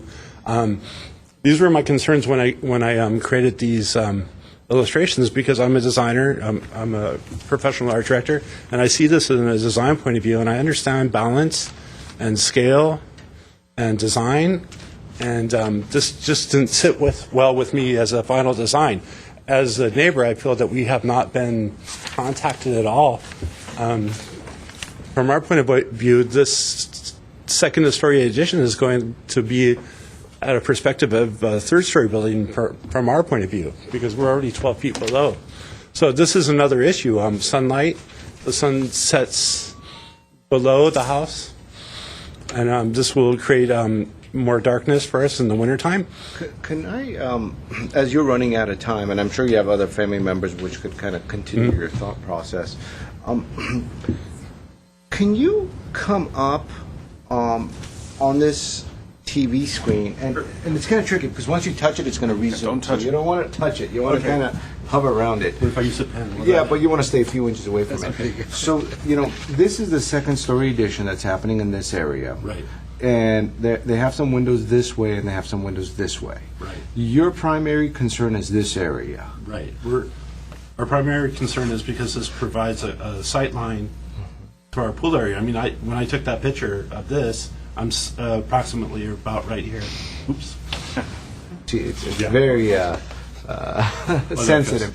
And so, do you is the window in this direction issue or the window in this direction an issue? Well, If you have- actually, the windows on every point of view of this designer is an issue for us. Can I come over here and point? Yes, please. Um, There's a pointer. Oh, okay. Then I'm tall. This window here is going to provide a bird's eye view, because I believe when I did these illustrations, this is going over the house. This is going to go over our roof line, so we have an issue of roof line orientation to deal with. This window here is going to peer directly into our window, which I took a picture of on page 4 here. You can see the close proximity of this house because there's a skeleton of a late model car here. So this window over here is the bathroom, or walk-in closet, I should say. And then this is the office window that you were Right, referring and to. I guess, I'm not an architect, so I'm understanding that this is actually going out 8 feet more. Is that what I heard? Is that correct? Which direction? This window here. No, it's actually more or less here. This is the, it's about here. Where the front door is, basically. But because this was embellished without the permit, I think this is unfair here. So the primary concern is, Right. what I'm hearing is the office window and also the walk-in closet window. Right. Well, also these windows here are regular sized windows now. The other side of our bedroom here. I don't want to get too close to this here, right here. That's the other side of the master bedroom. And so if you're able to walk out on a balcony, that provides less privacy. So these balconies shouldn't even be here. They should remain the same. Nobody should be able to walk out here. Those aren't I think balconies. those aren't balconies. Those are Romeo and Juliet balconies. Yeah, but these They don't really. But these doors actually open up. These are French doors. Can I ask you a question? What is the spaces that's facing this house from your rear yard? I didn't measure. But No, I mean, just- what the... You mean between here and here? No, what the front is, what the bedroom? Oh, right here. This is the master bedroom. Okay. These windows here, these actually are not to scale, but But that's where your bedroom is. this is where our bedroom window is. Here, actually, this driveway, when they drive up the car, we can see the bottom of the wheels here. From this point, people can gather because they put the wall here, and so it's in direct view of our bedroom. We just feel like with this balcony too, this balcony should be flush. But that's at the backyard, right? Yeah, but I believe that they can come out here and they can have the same view as this. It offers the same view. Just one more thing, and I'll be done. Is that this before they moved in? This was a ranch-style house. The ranch-style design should be here. These 3 houses together are ranch-style houses. This is turning into a Mediterranean state. Very good. Well, let's. I think you've addressed our questions, so thank you very much. Thank you. We are short on time, so I'd like to keep the hearing moving. So thank you. Thank you for your consideration. Monica Drake.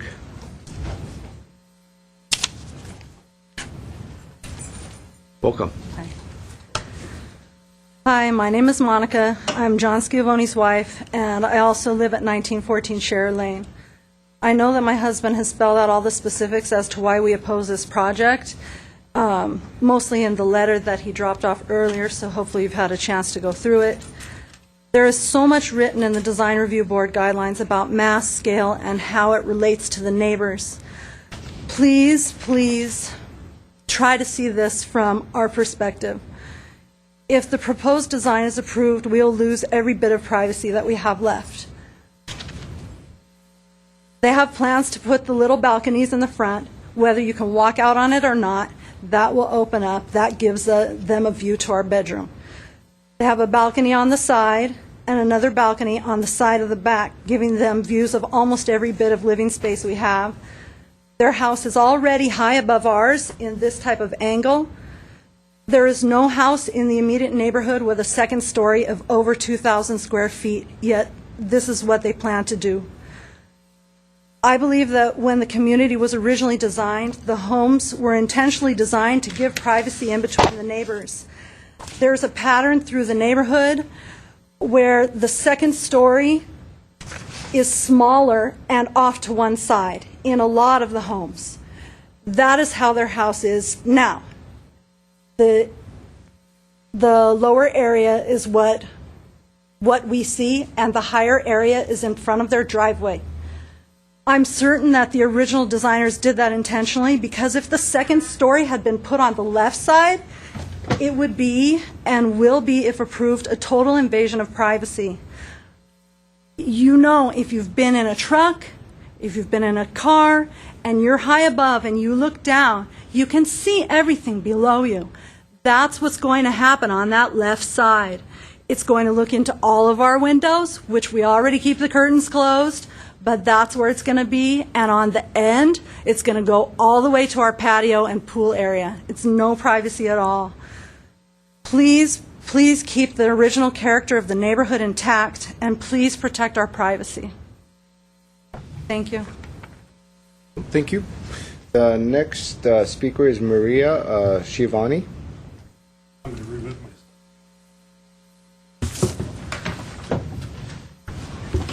Thank you for your time today. My name is Maria Schiavone, and you already heard from my brother and my sister-in-law.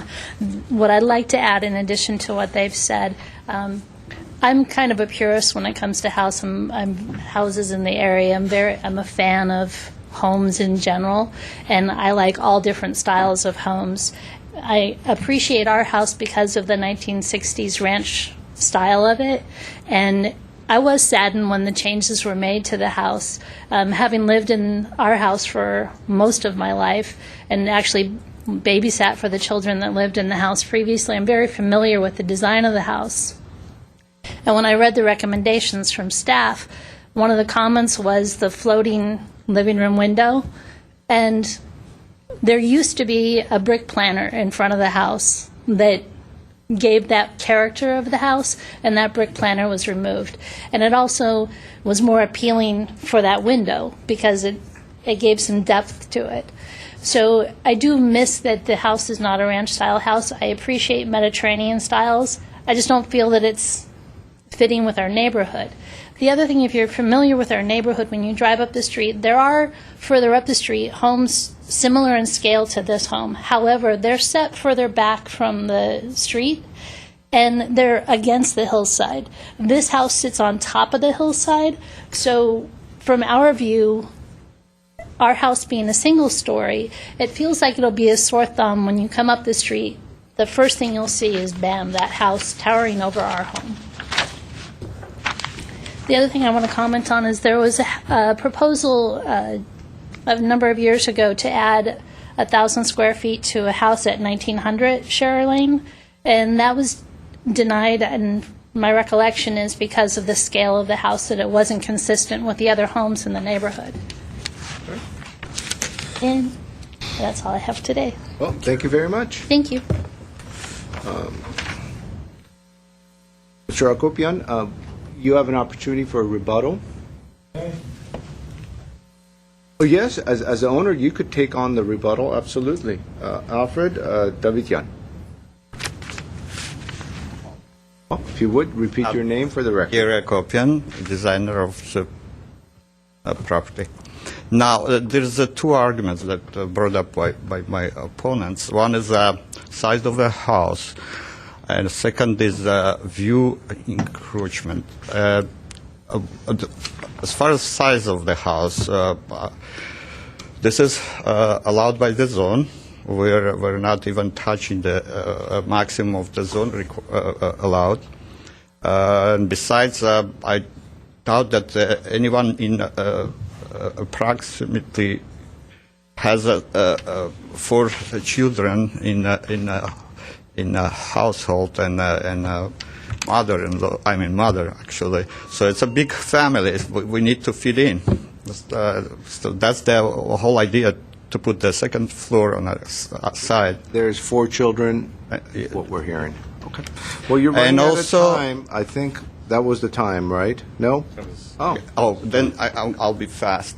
No, no need to hurry. That was. It's not that my was time. not the Okay, time. Yes. good. Okay. May I one more time approach? Yes, of course. I Come on need, up, please. To point on an important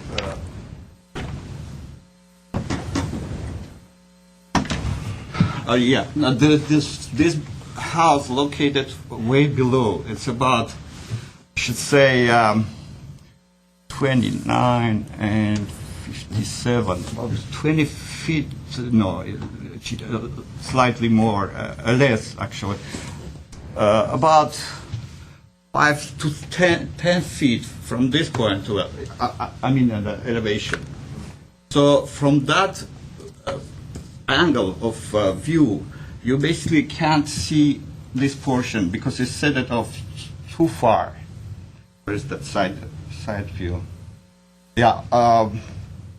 So you can't even see this window from this building, since it's set it off and it's it's lower, much lower than the building above. Also, this window. I doubt that we could see that as well for the same reason, since it's covered with and it's angled and covered with the eaves in the front. And besides, this is accessory to main function. It's just a walk-in closet. It's not even a main functioning May I ask use. some questions, because you run out of time. Sure. And so, as you mentioned, I mean, this window is a walk-in closet. Right. How important is it for you to have that window anyways? Not necessarily. I would like to have this kind of element there, but not necessarily window. And as far as... Yeah, it's not function. In fact, it's contrary to the function of the closet. Exactly, yeah. And as far as this window over here... That's the door. That's the door, and that goes into... Into the side. I doubt that Romeo we and have any. Juliet. Yeah, I doubt that we could even barely see Well, my anything. question is something different. How important is that door for you and that balcony as well? Because you have this view over looking here. out this way anyways. You have this, 12-foot opening. Well, it's not only that, but there's a view also on this side. It's important. Okay. Those were my questions. Do we have any other questions for the architect or designer? And then if I could just interject regarding please. privacy, as it's discussed in the code, for any design reason, you could consider changes to windows or anything, but when we think about privacy specifically, we're only considering privacy in terms of views from the common rooms of the subject property to the adjoining properties. So that would be from rooms like living room, dining room, the common gathering spaces, rather than bedrooms, walk-in closets, and spaces like that. Thank you for that clarification. Very important. Sure. And there's been a lot of discussion about that. Sure. Okay. Thank you very much. You're welcome. And is there anybody else in the audience that would like to speak that hasn't spoken already? I'd like to speak. That's interesting. Well, as the owner, I will give you 3 minutes. Please come on up. I'll be real brief. Yes, and if you could do it quicker, it's that much better. Because I do have a speaker card already for you. Yes. Absolutely. Well, their house hasn't been touched in over. Repeat your name for the record. My name's Alfred Davidian. I'm the owner of the property. Okay. My neighbor's house, hasn't been touched over many, many years. I think it's the same design as, 60s and hasn't been touched ever since. I don't even think it's been painted ever since. But they have a lot of fruit trees in the back, a bunch of shrubs, fruit trees, and I have a shrub all along the line there, my property from his. We've also, there's also a big wall there, 6 feet high, which does not allow us to even try to see in his room. It's impossible to see his windows. You can't even see his windows. There's no way. So with their privacy reasoning, it doesn't make any sense. And if you go up to on top of the roof there, I'm assuming we're going to be standing there on top of the roof, existing roof right now. Right. I've been on the roof. You cannot see his pool there. It's just impossible. I don't know how they're envisioning that. No, well, the photo we have shows that it's clear. Well, that- he's a photographer. He just said. No, the photo of the existing condition does show that from the pool deck, the existing side of the house is visible. Therefore, the new addition above that would also be visible. The only thing we could see is his roof from the top of my roof. On page 3 of the submittal. What are we looking at? Page 3 of Page the 3 of neighbor's the Scavone neighbor's, submittal. picture. Okay. You cannot see any part of his pool or yard. You can see a side of his yard that he cannot even use himself because it's so deep. A portion of their rear yard would be visible. It's hard to say exactly how much. But what Certainly not the pool what area. staff is pointing at is this shot. Mhm. And you could see that a portion of it is visible.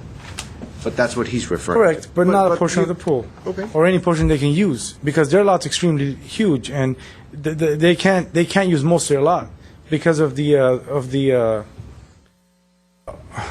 how can I say? The hillside? Yeah, they have a huge hillside there. Is there any? I mean, we've been good neighbors for to everybody, and we don't want to cause any problems. But if their issue is privacy, we're not going to be evading any of that. So, just want to clarify that. While you said you're good neighbors and all that, have you talked to them about the design prior of submittal? No, because they seem to be snooping around all the time. Every time they pass by, they kind of overlook and see what they're doing. They're the curious neighbors of the community, and I don't want any problems, so I don't want to approach them for anything. Okay. Ms. Palmer? I don't have any other questions. We can't have cross communication. I think at this point, everybody that has given a card has spoken, and you certainly have had 3 members of your family speak as well. So we need to move on. We have 2 multifamily projects in front of us that are quite big. So I'm going to close the public portion. At that, let's see, did you go last time first, or? No, Ms. Murdy? my turn this time. It's your turn, Ms. Palmer. Take it away. Well, I do see that this project has changed the style over the years, and I know that neighborhood fairly well. So it is progressing into a different style. I do think the main view is that, can you pull up that driveway? Sure. Looking straight up?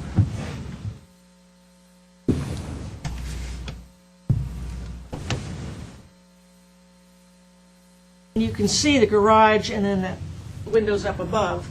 When these are turned into doors and the dormers, that's going to look very massive and tall. I agree with staff's comments about removing the dormers. I think these could be windows, because in this situation and this situation, as you can see over here, these pop-outs come out and it only leaves about 3 inches of eave, a roof line over there, where they only have a foot, it appears to be a foot to 18 inches. So it's right out, stands out. This looks like it's hanging.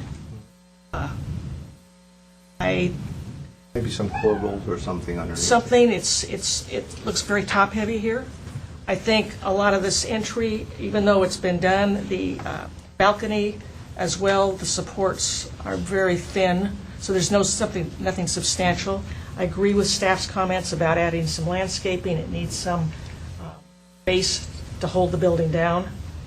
I think at this point, the garage really looks like it's squished.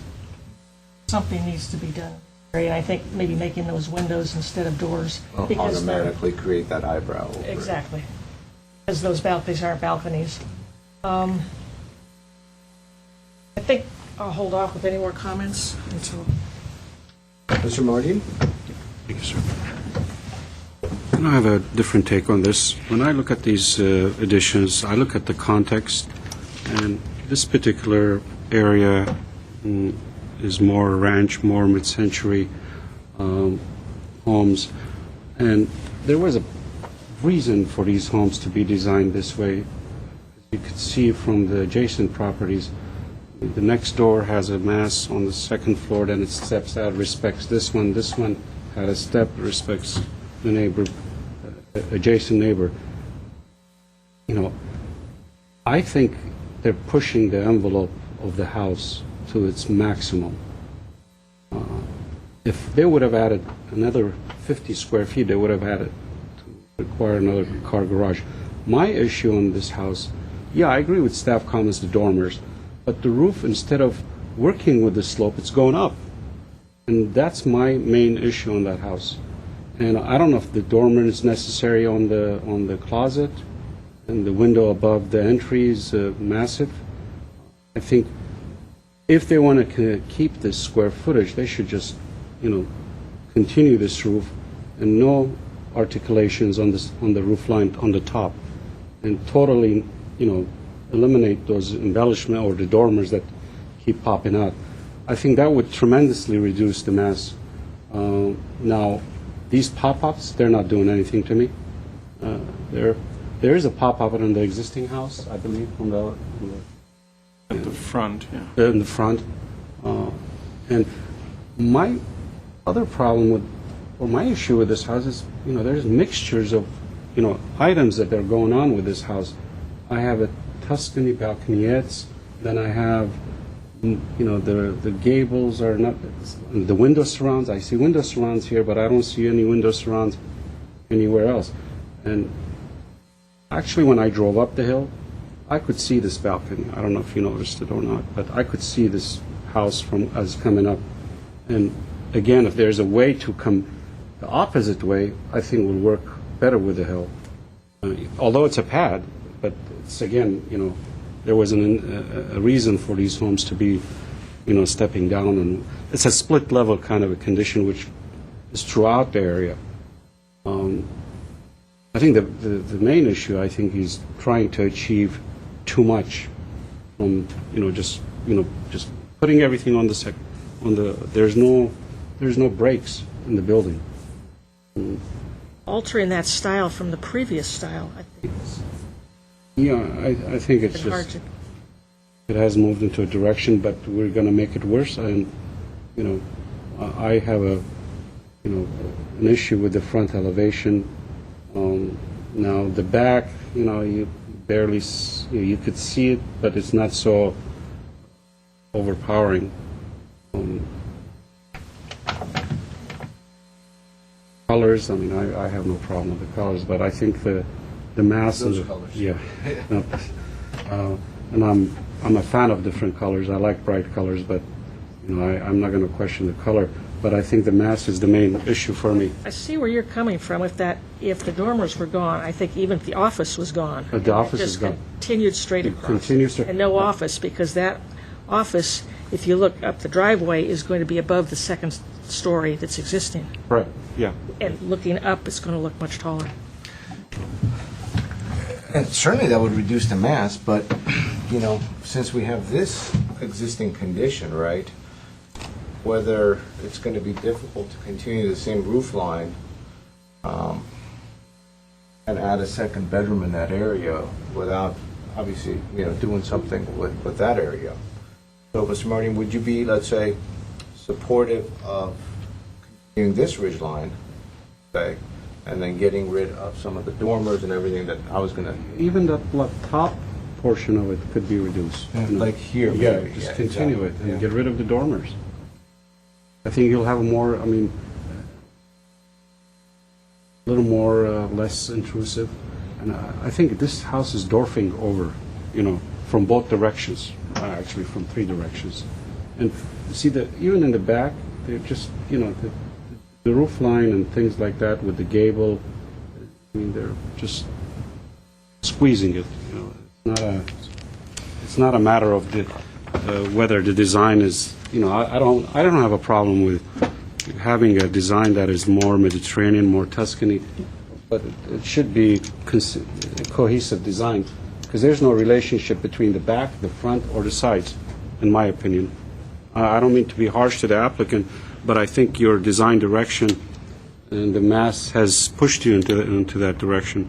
This house could be a nice house. You can get square footage, but I think it should be, looked at as far as the mass and scale. But I'd like to hear what you have to say, Mr. Chair. Well, I agree with all the comments that have been made, including staff's and some of the considerations or conditions. When we look at everything that's been discussed holistically, it seems to point towards getting rid of probably some of the dormers in the front, which will significantly alter the massiveness of the building. So, if which this is somewhat of a self-imposed dormer, if this comes out and we go back to the original windows, that's going to provide a ton of relief really from what's visible from the street. And then further, as we discussed with the designer, it doesn't really make much sense to have a window in the walk-in closet anyways. You're going to want more walk-in closet wall space. And so getting rid of some of this to simplify and mitigate some of the concerns from the neighbor seems to make sense. And as Mr. Mardian has pointed out, if we're able to at least lower the ridge to this level where the applicant is getting a second story without having to demolish your existing kitchen and whatnot, which I know is a very costly endeavor. So the idea is to try to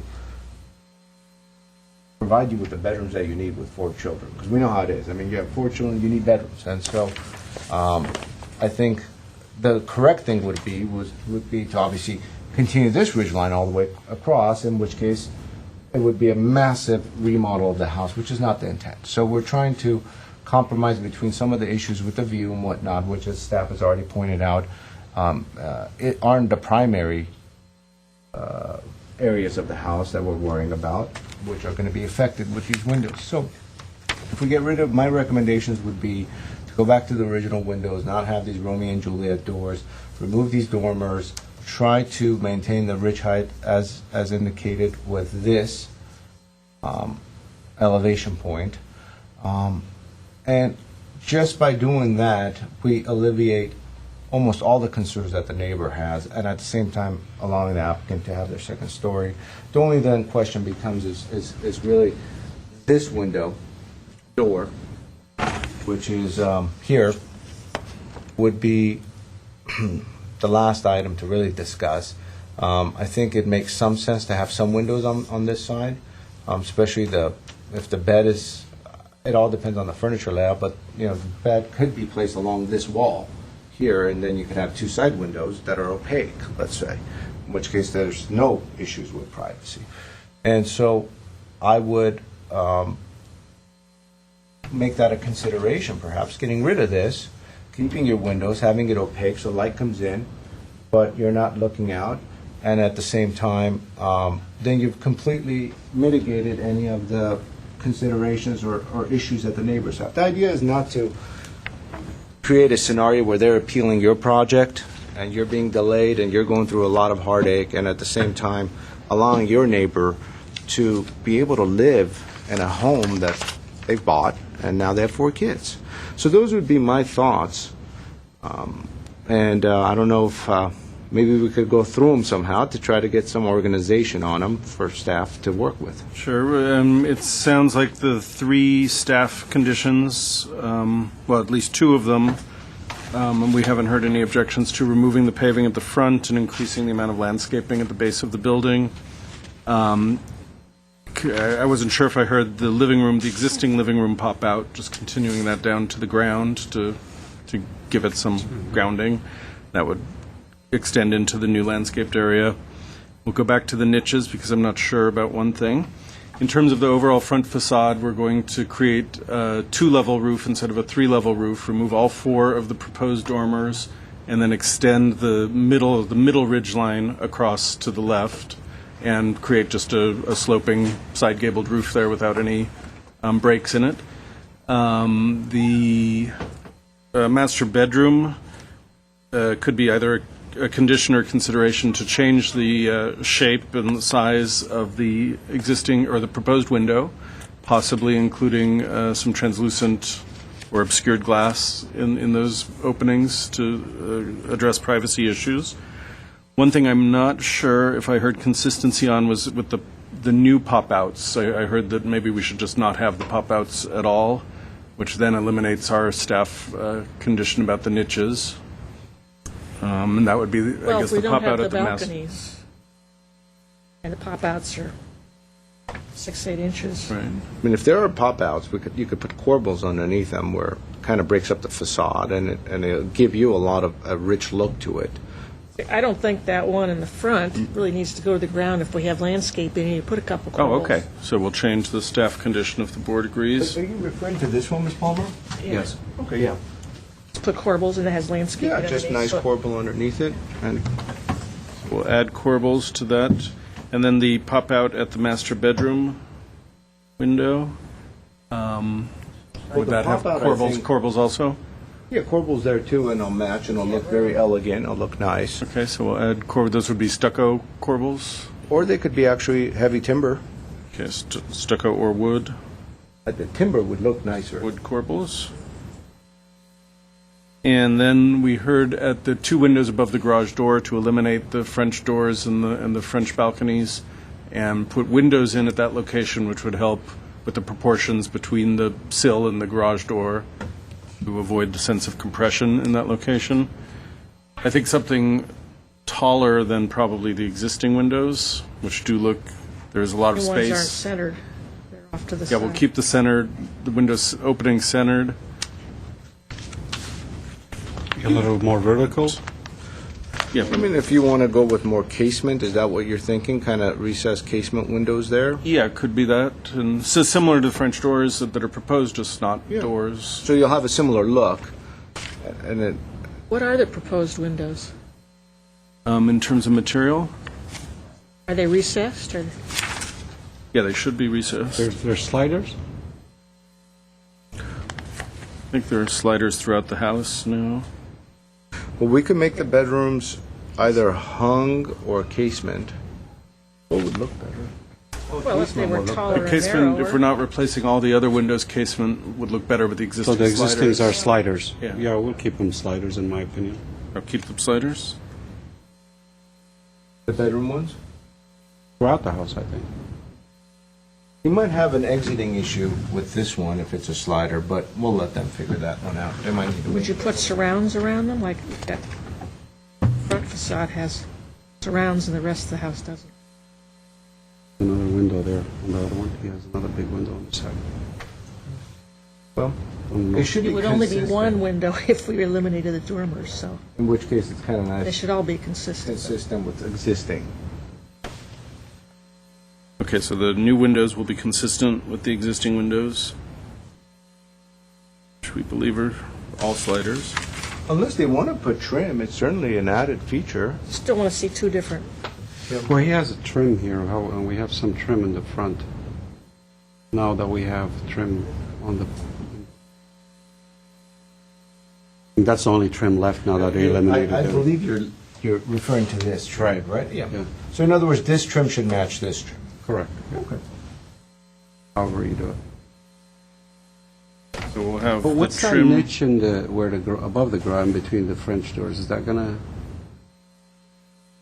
stay? Should take that out, I think. Are all the pop, Yeah, we can. are those all going? We haven't heard you say that you wanted them to go, but I'm fine. I mean, if they're I think if it's staying, simplified, it's not going to hurt. if they're staying, they certainly, it'd be nice to get some tile around it, maybe some metal ornamental metal. that's Yeah, something like that, where if it's keeping it, it's more true to its style, and if not, then they could get rid so of the it. niches can come or go, but if they stay, you'd like to see a little more detailing. Yep. An ornamental grill, that's what I was thinking of. They stay, we'll have a grill. And then Just a we'll- simple cross. And then the trim at the garage, or the existing trim around the living room window on the left side, we'll try to replicate that around the new windows above the garage. I don't know how large the columns are for the balcony, but they look a little small. I don't know if they're dimensioned, but we should have something substantial. And that's the existing. Is that existing? Yeah, Yeah, those are all existing. that was approved in 2009. Yes. Okay. They were small at that time, the ones. Were they permitted then? The front entry and the covered patio, front entry to Just front. not the balcony portion. Chances are, if they go on a plan check, they'll be looking at that strength of those balcony on the back. Right? Think we got it all. So Yes, right here. is this something that staff is going to work with? Well, it depends what we go. I'm leaning towards an approval with conditions. Okay. Does everyone agree? I think the conditions have been pretty clear that Yeah. we go with that. Okay.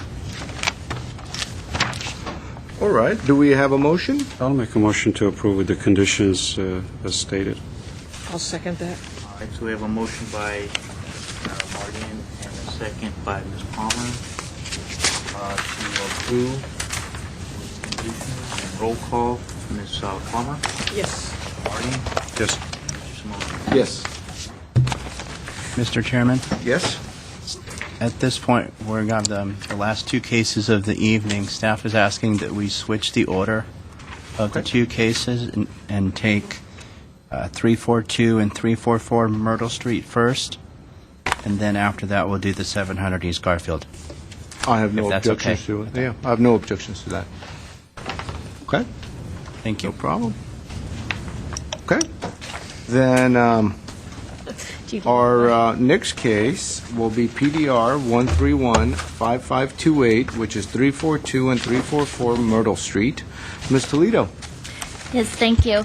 I just would like to confirm that you did receive 2 letters from neighbors in your packets, and one of the letters we included, since it was a direct comment related to the environmental, several comments actually related to the environmental, we prepared what's called a final negative declaration specifically for the neighbors' concerns. And that should have all been, that was included in your packets.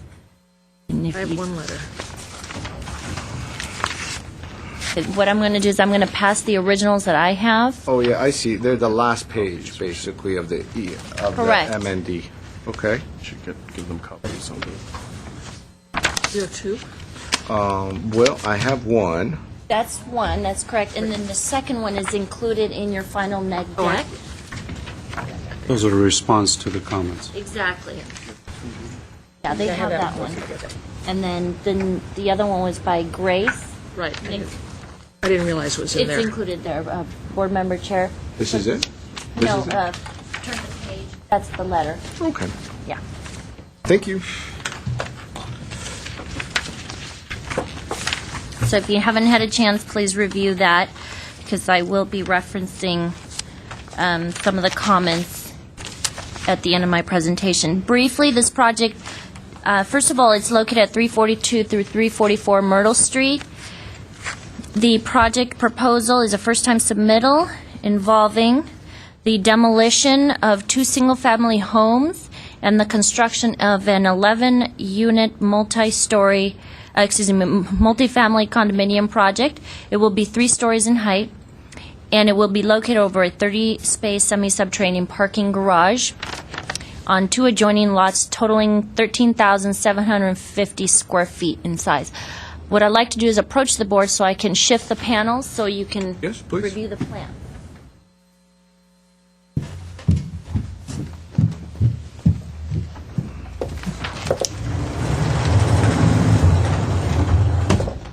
So here we have the proposed site plan, and again, it consists of 2 lots totaling the 13,750 square feet. There is obviously an environmental, which we've discussed on file, and we did review the potential environmental impacts associated with the project, especially because it is consisting of 11 units. And they are proposing to have 10 3-bedroom units and 1 2-bedroom dwelling unit. Again, the total square footage of all units combined will be 16,496 square feet. And the subject proposal actually is basically a mirror image of the recently approved building that was constructed directly behind the property, which is also a 3-story, 11-unit condominium complex, and it's located at 341 through 345 West California Avenue. Same architect. Okay. So what you see on the abutting to the rear is basically the same thing that they are proposing today. Okay? In terms of the staff comments related to the summaries and the conditions, we do have some specific items related to the design. At this point, I'll go in order as it's delineated in your, or listed in your staff report.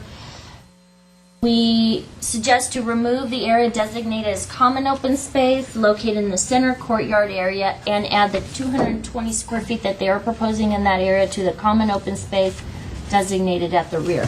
What I'm referring to is this area right in here, which is designated as common. Staff does not believe that that's a realistic location to designate as common open space in terms of meeting the intent of common open space, area of congregating and what have you in front of the units. So staff would suggest taking that 220 square feet and shifting it towards to the back. Is that 220 feet crucial to their calculation? Yes, they need that number. And number 2 would be to general, just provide a detail regarding the rooftop equipment, screening details, so that it's not visible from the street. Introduce more landscape areas or enlarge the proposed planters along the side walkway areas, and that would be these right in here. Staff suggests enlarging them or adding more in some different areas, yes. Isn't there a minimum of size of raised planters? Yes. I believe it's 2 feet wide. 5 feet. Yeah. I think they've counted some of these, so that's one reason you're asking for. Correct. Okay. The other item is number 4, redesign the front entries and the stairs to make this area more prominent. Staff is referring to this area right in here. It's a very well designed, however, staff would suggest making more of a focal point for the front entry, if you will. The next item would be item number 5, which they've actually addressed, to set back the open space amenities from the rear in compliance with zoning code. They've actually done that. They have set back the proposed table, the benches, and the proposed children's outdoor equipment to comply with code. And the next item was to construct true punctured arch-headed window openings conforming to the shape of the windows at the 3rd floor. The only reason why we brought that up was because that's what was not done on their sister property. And the next item is... What was that last item? I'm sorry. To construct true punctured arch-headed window openings conforming to the shape of the windows at the 3rd floor. At the sister property, there are square-headed openings that are somewhat recessed, and then the arch-headed window is set into that, so it doesn't give the true effect of having a punctured arch-headed opening. Same thing with number 7 and 8. The reason why those are mentioned is because that's what occurred and what's there now at their sister property. Number 7, artificial turf shall not be used in lieu of real plant live material, and that actually is... and the reason why staff knows that is because staff did visit the site and walked the sister property on California. So no artificial turf to be used in lieu of real live plant material, and vinyl fence shall not be used for this project because the sister property has that for the boundary line fencing. The number 9 is that the applicant shall comply with the conditions that were suggested by and required by the urban forestry section. So there are specific trees that they are to keep and some that are to be removed, and so items A through G are very specific related to what the urban forestry section would like to see. And lastly, staff summary is basically the site planning is consistent with the surrounding multifamily developments in the neighborhood, so the building footprint does appropriately reflect the rectangular shape of the lot and its relationship to the street is well conceived.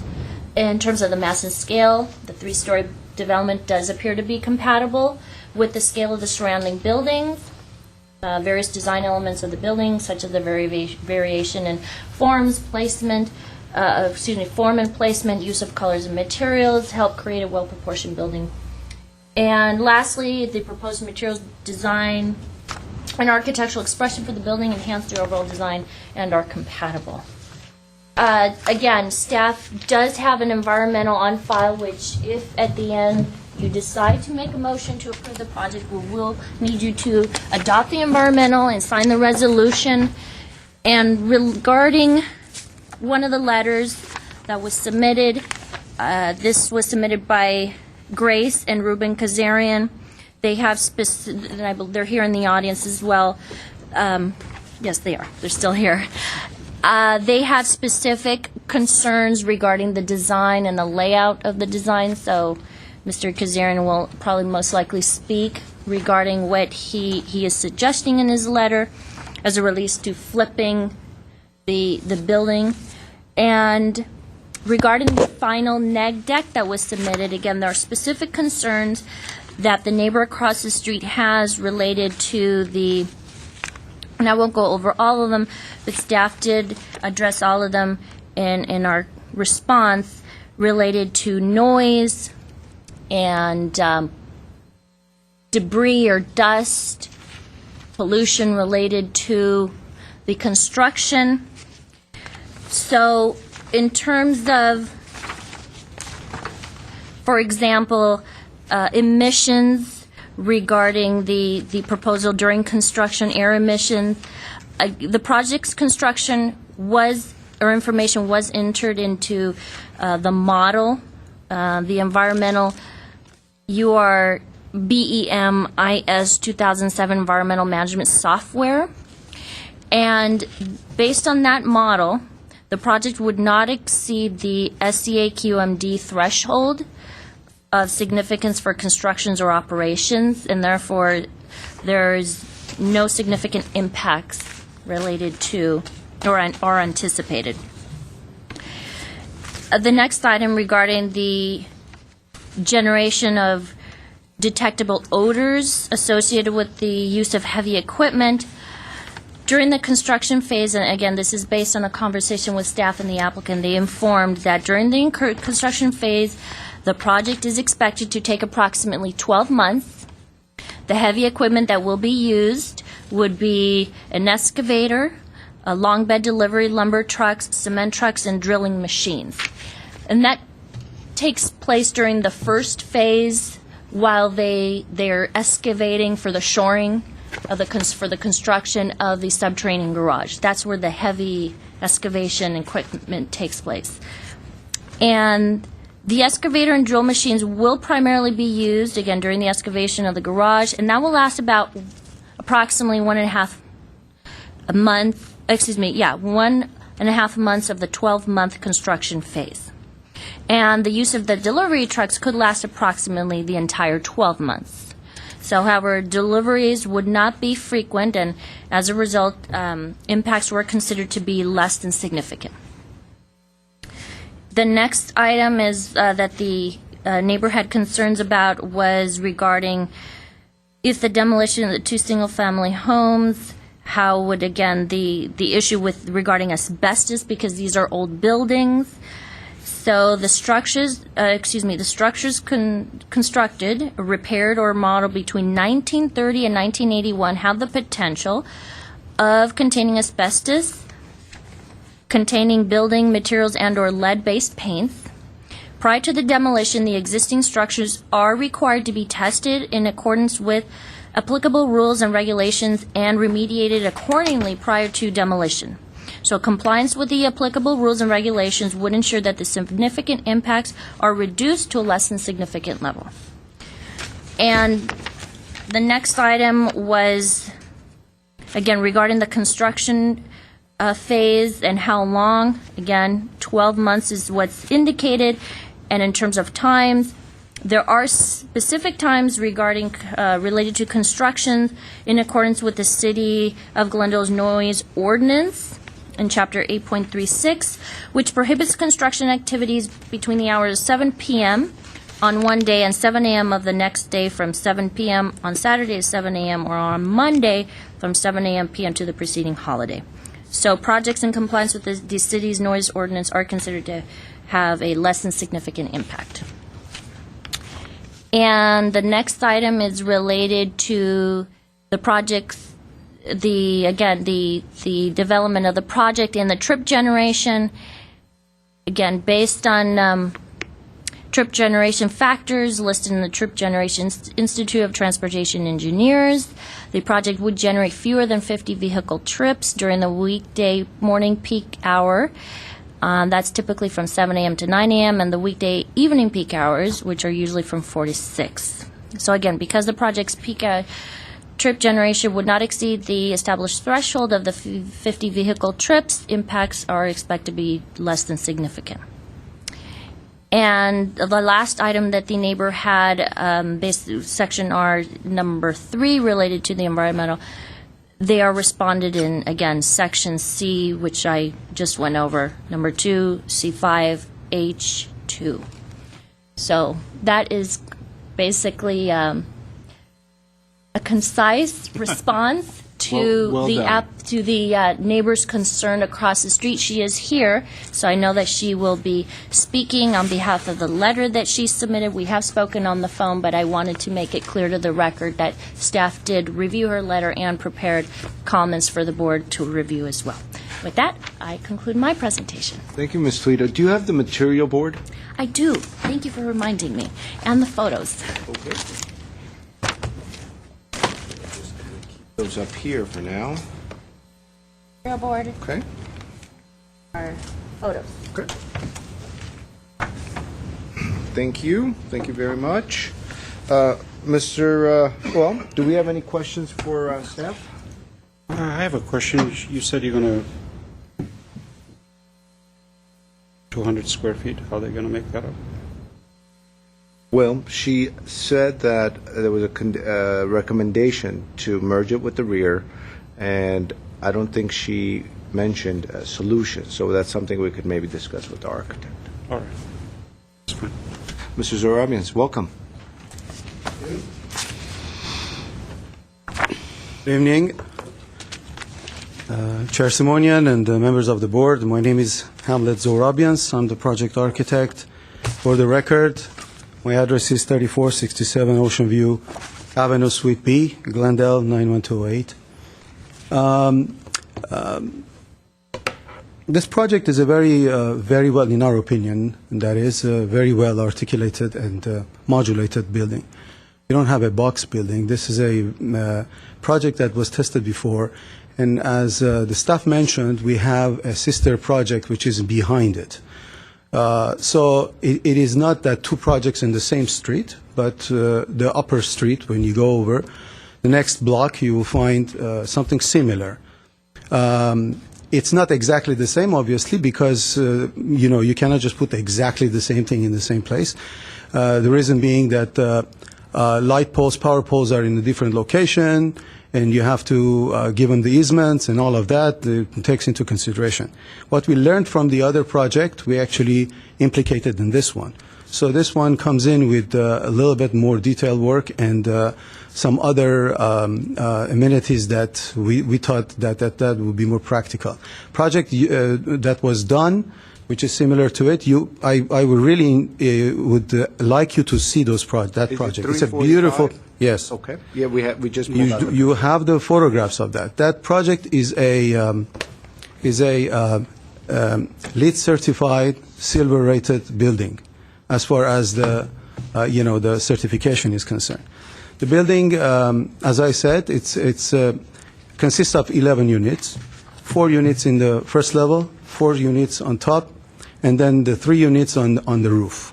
Therefore, having a little less square footage on this third floor, we were able to set back the third floor from the edges. So therefore, it lends itself to providing terraces, rooftop terraces, not rooftop, but I mean on top of the second floor, that is, level with the third floor. So the third floor units, they have terraces, and the whole building is obviously on a semi-subterranean parking garage, which is not rising more than 36 inches above the grade.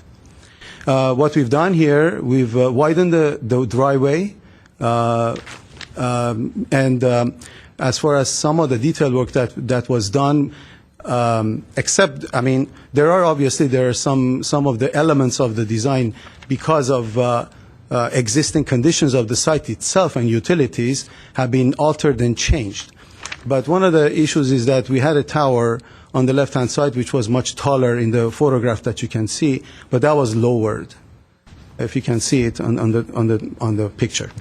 And then, so generally speaking, that's the building itself. It's a Spanish-style building, and it's very true to its design.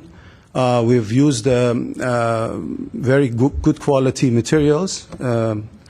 obviously, we're also seeking a certification for this building. Now, I don't want to take up more time, obviously. I don't want to use up my time. But I think the report is there. Staff has articulated what the project is already, so I don't want to take up more time. And I want to discuss a couple of the recommendations. Because staff has obviously recommended the project for approval with some comments. Some of the comments we're agreeing with it, and so we had no problem providing that. Comments which are number 9, definitely that's those improvements we have to do, and those improvements have to do with the streets in the parkway. So that, whether we like it or not, we're not going to argue that, and we believe that the city has its own standards, and obviously we're going to adhere to. Number 7, when he's talking about artificial turf, that was not spec'd in the previous project, but because of the LEED certification, we were suggested to replace it. So the owners actually replaced that in order for them to get a LEED certification. If we don't desire to get the artificial turf, we are agreeing with it. We can actually have another point from another detail that we can actually add to the certification. So that we're okay with it, number 7. Construction through puncture arches, that's already been taken care of. What it is that we had spec'd actually an arched window for the sister building, but it was not built that way. And the arch was there, plaster arch was there, but the windows turned out to be on the 3rd floor, that is, straight on top, flat on top.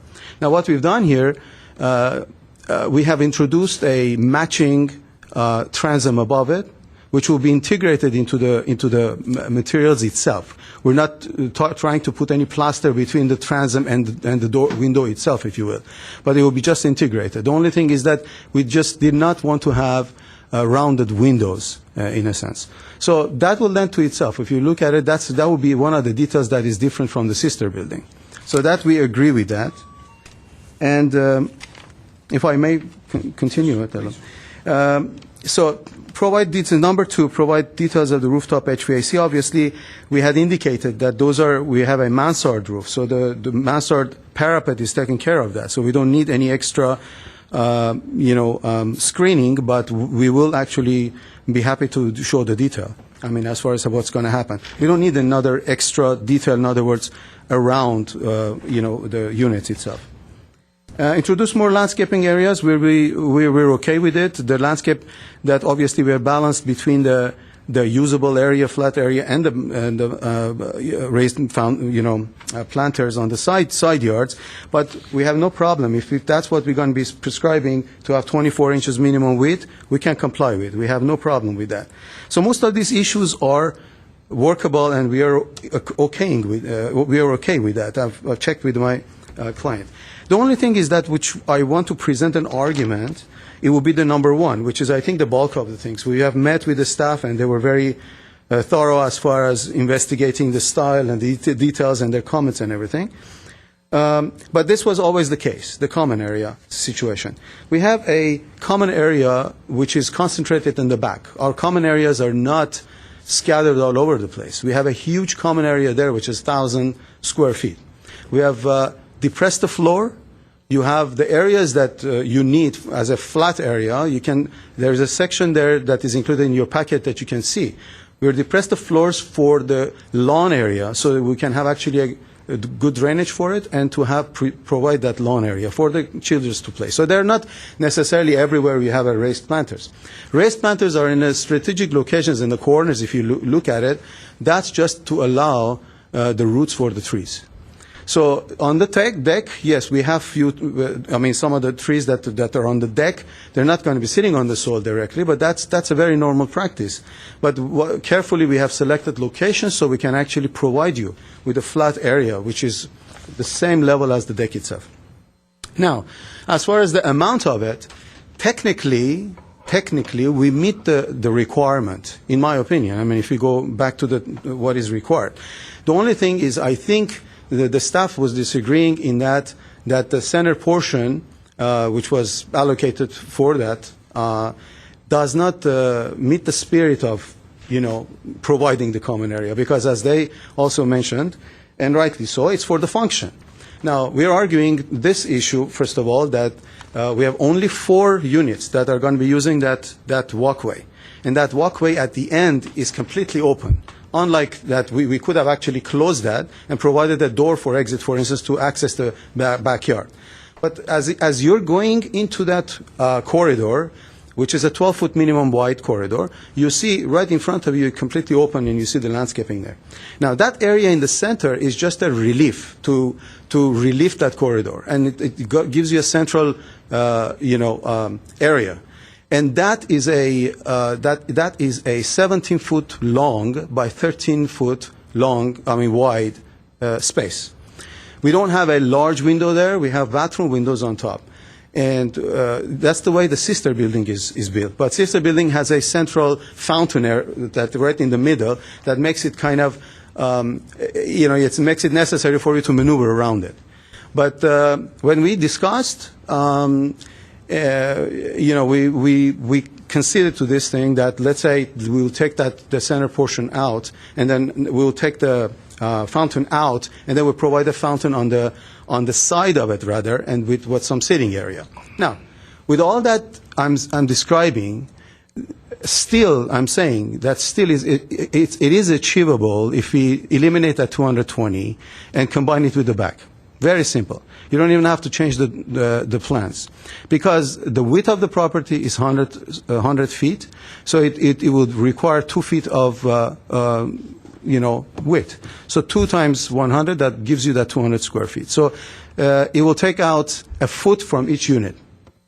So the thing is that, yes, that can be done, but I have, in my opinion, I think it's kind of a compromise that we are making, because I think it has to do also with the interior design and how quality of living for the units. This building, the sister building, was a very successful building that was immediately sold in a very short period of time, and it's been maintained very nicely. As far as we are seeing it from outside, there might be some certain things that each unit owner would alter or do, but nevertheless, that building is a very nice livable space. Now, in your packets, I've provided there calculation for the private open spaces that we provided, which is more than the minimum that is required. If you look at there, you will see that 2,500 square feet is in private areas that is clearly provided for the units, which includes the patios, it includes the terraces on the top, and the balconies, all of them together. So when you combine them all together, it's about 2,500 square feet. You divide it by 11 units, you get an average of 2,200 square feet per unit. So to me, I think people, this is what we are learning, that they tend more to use their private open spaces rather than the common. So what I'm trying to say, we've gone over and above to provide the open spaces for each unit. And so our request is this, that you would allow, we agree, I definitely don't want to argue with the staff, but I like to present this alternative to you, if you will approve it, that instead of shortening the units, that you would accept the amount of the common areas that we have there, and technically approve that 220, but knowing that there are only 4 units that are going to be using it, because the way it is, the 4 units because these are flat units, so the number of people using it is just 4 people. So this is what I was going to discuss with you, and I'll wait for your comments, and if you have any questions, I can take up those questions. But other than that, as far as the entry is concerned, again, this is another point that we've been told that it will be very nice, much nicer to go to the next level of detailing for the entry, such as providing, tile steps, precast, the threads, and the stair itself was suggested to us by the design studio that to make it round, that's it, almost done, that to make it round, and I just want to mention that we have no problem doing that. Okay. So that's basically it, with the short amount of time that I have. That's it. So I'll be available for any comments and questions. I have a quick question. What are the private open space requirements that you need to provide for the 11 homes? Well, it's per unit, you have to provide 50 or 40 square feet. You've indicated 40. 40, that's it. Okay. That's the minimum that is So required. you need to provide 440, but you're providing 2,500. Is that? Yeah, exactly. Yeah, 2,000 more. But they're scattered, meaning that it's strategically designed for the use of their living room and everything that they become. Okay. Which tends to be much more usable at times. That's what our opinion is. Do we have a? I have a question. Yes. You just alluded me to my question. You're saying they're scattered all, but they're exits. They're kind of side exits. Well, first of all, if you look at it, there are doors that are there for no latches on them, and one side is not doesn't have to be an exit. One side, the other side, could be used as an exit. But because the latest codes, they allow a certain distance of travel, and sometimes there is a possibility that by providing a commercial type sprinkler system, that might not be such an issue. The other question I just roughly calculated, you said you have sufficient space aside from the side yards. The back part, I'm counting even with the stairs and all that, it's 1,900. 100 times 19. Yeah, 19 times 100. Yeah, and there's a segment there that it comes in the But I'm lip of it. including the stairs. I'm counting all these stairs in that But 1,900. well, yeah, the stairs that you're counting, it's just one stair coming from down below. The other stair is not counted in it. Oh, you're counting it. I'm that way. counting the whole Oh, thing. okay. Yeah, No, that's 19 fine. times 100 Yeah. with the stairs and all that is 1,900. So It's the hatched area there that is calculated. yeah, that's part of the walk Yeah. and all that. Yeah. But the other question, you said only 4 units will be using this common area. That's so right. what happens to the rest of the units? Rest when of them, they're because there's coming down and they have to travel to get to this common area. Okay. Well, that's what it is. We have an elevator that is a vertical transportation, obviously, connecting it. So units on the second floor will have to take the elevator, come down, go through it. They're not going to be using this thing like every minute of the day. But yes, that is true that they have to go through it and go to the common area, use it. But the third floor has an ample, I see that, yeah. terraces there. I see. And the materials, it's you have the materials and colors, and I'll be. One question is, the eaves in your sister building, Mm-hmm. is it going to be the same as this? No, sister building has a little bit heavier. You that's see what that I heavy, noticed, yeah. heavier I one? noticed that. We've changed that. If you look at it, that's one of the things that That was we've done. more of a Spanish detailing Yeah. versus. We noticed that, and that's why we basically lightened it. And it's lowered, Ms. Mordian. It's lower than. Yeah. Okay. Thank you. I have several questions. Yes. please. Minor. What material is the driveway? The driveway, it's going to be interlocking pavers. Okay. And I don't see any dimensions on the raised planters. How are you accommodating the trees and the raised planters? Raised planters above the deck would be 42 inches tall. That's what we are allowed to. And then with the soil inside, the soil depth, at least it will give us 36 inches. And is that for all the planters, or is that just for the... Only for the trees. Only for the trees. And let's see, I had one other question.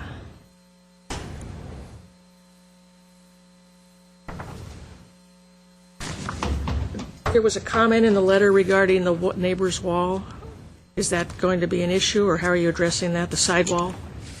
The neighbor's letter that I read actually was concerning the environmental impact. I don't recall. I think I was told about it. I knew about it, but I don't physically have that letter. I think she's If you can- referring to. Which one was it? I mean, I'll be happy to comment on that. I mean. 350, they're mentioning some sort of a wrought iron gate or something or another that Let's see had here. encroached into your property and a We have a previous block owner. wall on the side, which we would like to keep, that Oh. divides the property. Oh, okay. And I just wanted to know if you were addressing that issue with them, as well as they have a gate that may need, it's evidently just over the property line, and they'd like to relocate that or before somebody tears it down, so.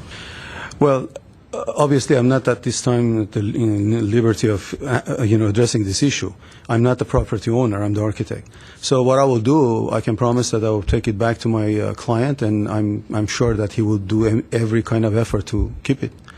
But I cannot guarantee that. He has to have that decision made.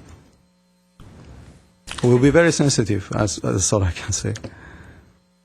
Okay. Do we have any more questions? No. Very good. Then, thank you, Mr. Zorabians. Thank you. And we have two speaker cards here. Gracie Nigley, please come on up, introduce yourself, and thank you for sticking around till the end here. Hi, my name is Grace Nigley. I live directly across the street at 345 Myrtle, and We have your letter, by the way. excellent. I've lived there for 11 years, and so a longtime resident of Glendale and that neighborhood. My concerns are basically environmental, due to having children, and I'm expecting another one. And my, I don't know. I'm concerned about the fumes. You know, if you read the letter, the fumes, the dust, the odors, the noise.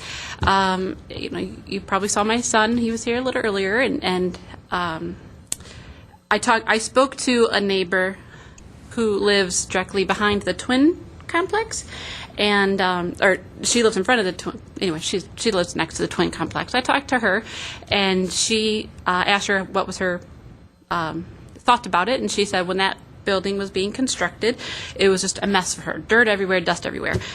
But according to the software model, which I think it's silly, it's who do I trust? A computer program or a person who went through it? Like that there is dust, and I understand that the computer model is suggesting that all this fugitive dust will be minimal because there's going to be spraying 3 times a day to contain it. But from her actual experience, that was not her case. She said it was a mess. So that's an issue.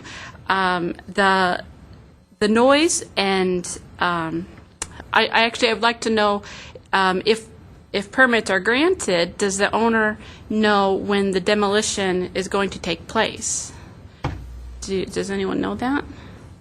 Because Milka had answered the questions and said, of course, approximately 12 months for construction, but then, of course, there's demolition, too. I think today's hearing is good for, is it 2 years or 3 years?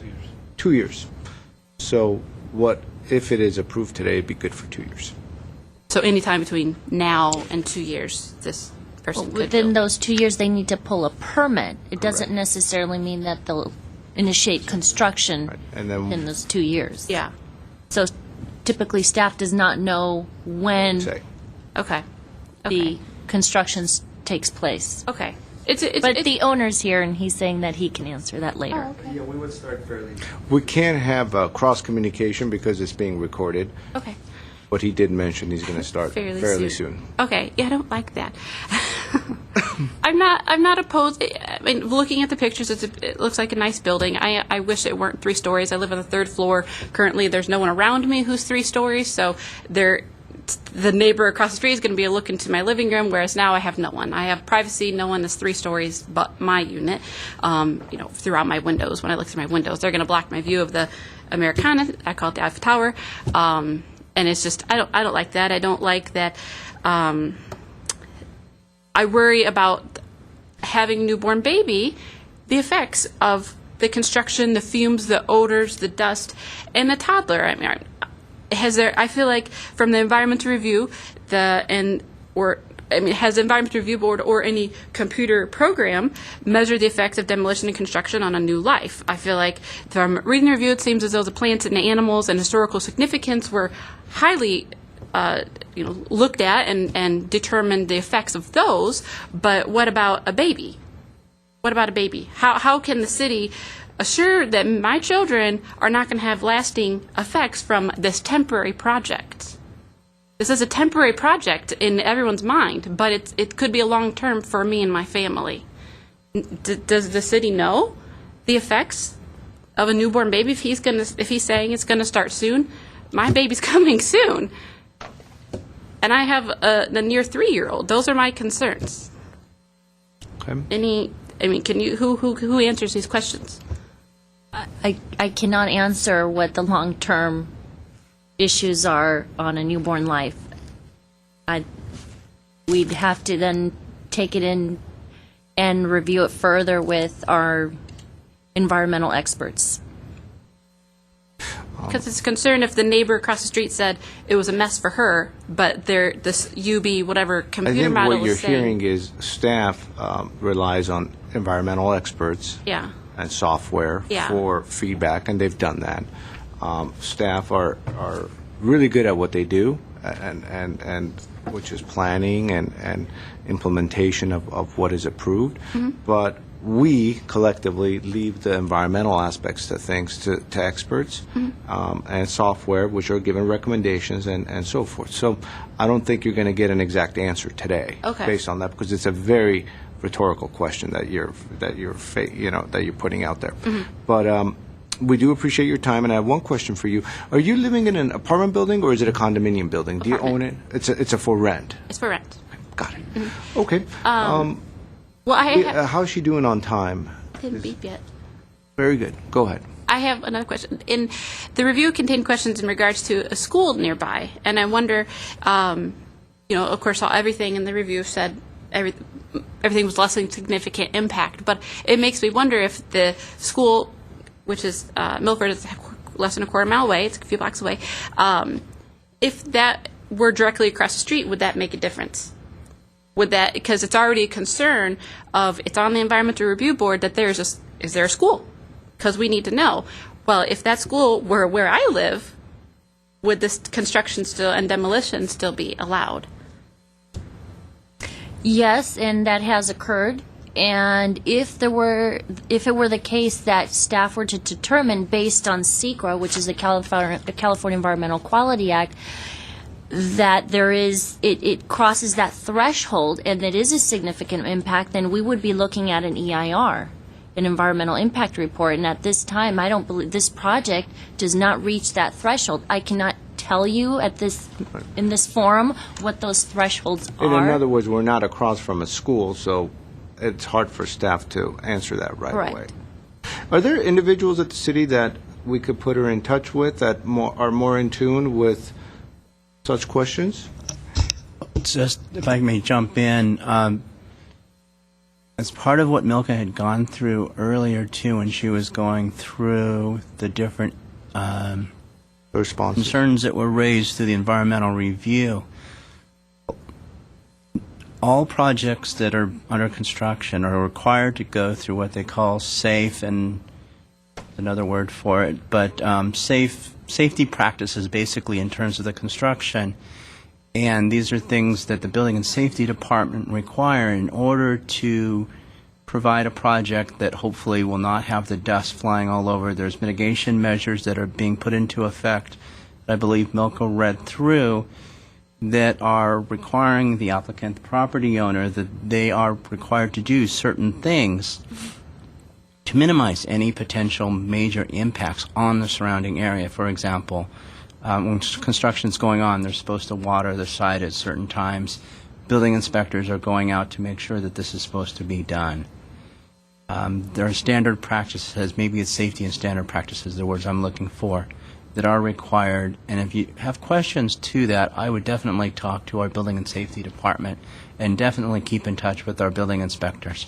And there's also recourse during construction if you saw that, for example, the site wasn't being wet down to reduce the dust, and you knew, okay, it's supposed to be happening 3 times a day.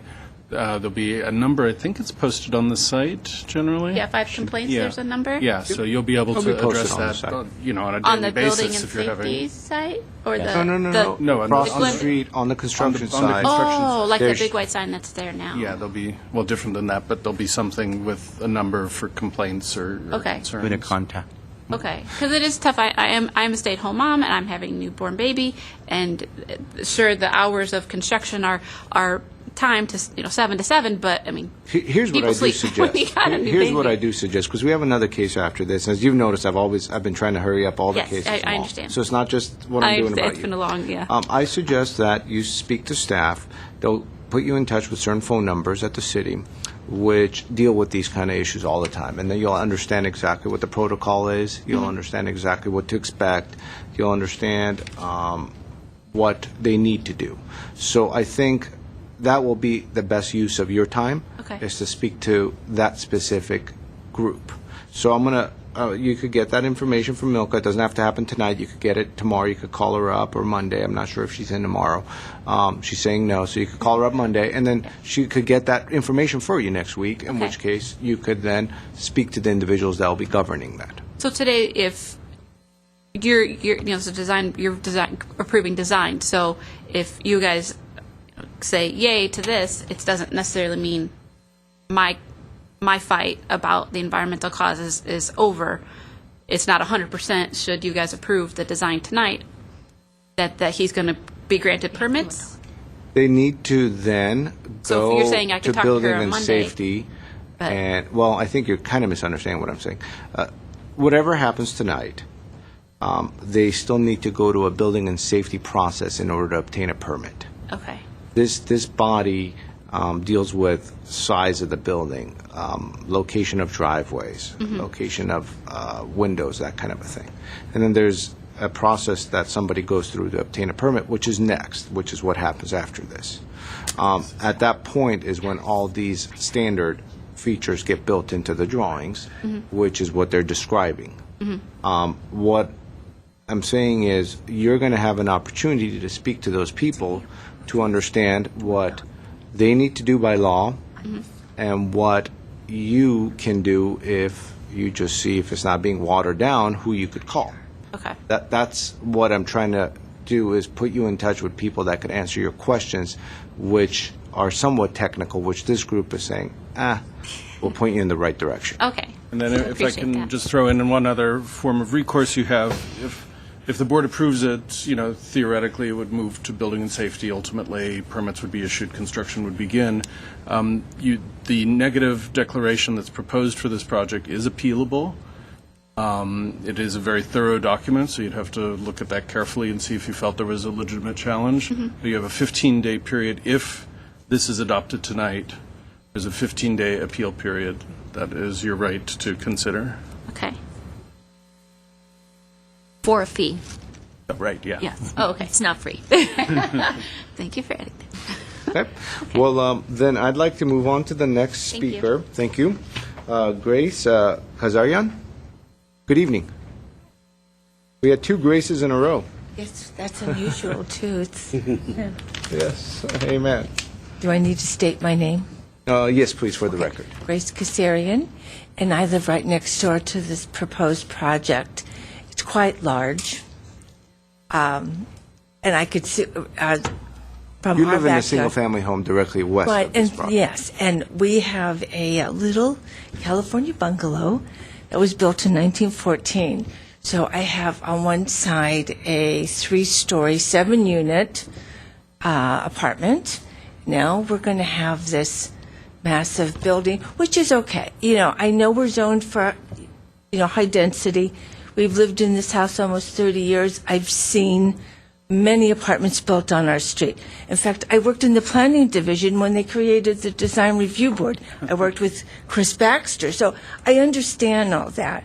One of my concerns is my wall, my little block wall that we've had since we've moved in, and our little fence, because I don't have a garage because the house is so old. I guess they didn't have a lot of cars in 1914. We have a very long driveway where we park our 2 vehicles, and this wrought iron gate is where, we park our cars and we lock the gate.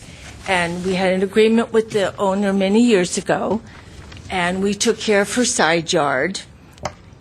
And I worry about that because if that's removed, I don't know what we're going to do, because it's kind of over. We probably would have to replace that gate. So your concern Because is it's if a large wall, gate, it goes the across wall, our driveway. The wall, The block wall, supports the side, gate, and front gate, driveway. Two walls, a fence and a wall is what I'm concerned they're about. bringing it up on the screen, Okay, that's my house. and you're worried about that. That gate right there, and that side yard is their property, but we've maintained it through the years.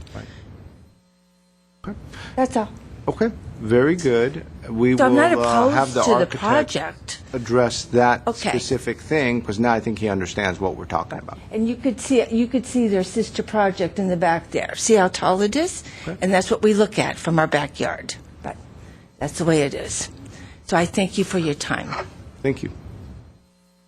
Mr. Zorabians, would you like to use this opportunity as a rebuttal to address some of the items that were discussed? Yes, sir. Very, very quickly. Very quickly. Again, for the record, my name is Hamlet Zorabians, project architect. I had the opportunity to discuss it with the owner of the property. He's going to do everything that in his means to address this issue. So he was saying that if it's not protruding into our structure, there's a possibility that he can actually take the gate off and put it back again for them. So in other words, there won't be, he will do anything possible if it's not intruding in our property. But we have to understand if some structure is protruding into within their property, that's actually not legal. Sure. So there are other means that he has to take care of that. But he will be very sensitive to that issue. That's what he promised me. And I just want to reiterate things that I was talking about as far as the common open space. Our intention is to move forward with the project. We don't want, you know how important the financial issues are now these days, construction loans and all of that in place.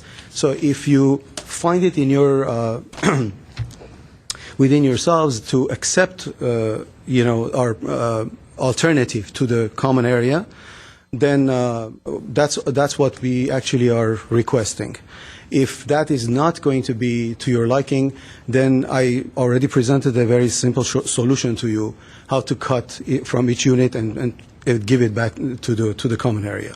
So that's the comments that I want to make. As far as environmental impact report, you have already addressed everything else. There is another scenario as well. I was wondering if the common open space becomes an issue, do you think it's a good idea maybe relocating that 220 square feet to the third floor as part of a roof deck or something like that? We don't have huge issue with that. The only thing is that is a private decks that we have there, and because this is a condominium, we will have liabilities with the individual owners if we do that. With the waterproof? Yes. So we much rather shorten the building itself, which will take 4 inches from each room practically. We're just trying to come up. Yes, absolutely. I appreciate that. Yeah, because it would be more on the west side. Yeah, but to control the traffic, to make it a common area there, that's going to lend itself to other things and liability. So we would prefer it that way. Just want to say that there is a simple solution for that, if that's very good. Mr. Chair, since he's here, something came up as I keep forgetting to ask him. On your sister project, did you have those lower floor chimneys, fireplaces? I don't recall on the picture. See, how does that work with the building code issues? You have chimneys are lower. Yeah. Yeah, very close to the building wall. Did you have them on the previous project? Yeah, we did have it. Yes, that's pretty much what we had before. The only thing is that certain masses are moved back and forth. These are gas fireplaces? Yeah, but green buildings now these days, they're not allowing you to use any, wood burning, stoves or fireplaces, and they need to be completely sealed. Right. So it's a completely different system. It's just like a water heater that you have, there. Okay. Thank you. Do we have more questions, Mr. Mardian? No. Okay. Thank you, Mr. Zarabis. You're welcome. Thank you very much. I'd like to recommend a quick 2-minute break, literally 2 or 3 minutes, and then we'll start on the deliberation here, or discussion. Is that fine? That's fine. Okay. Thank you. I got to be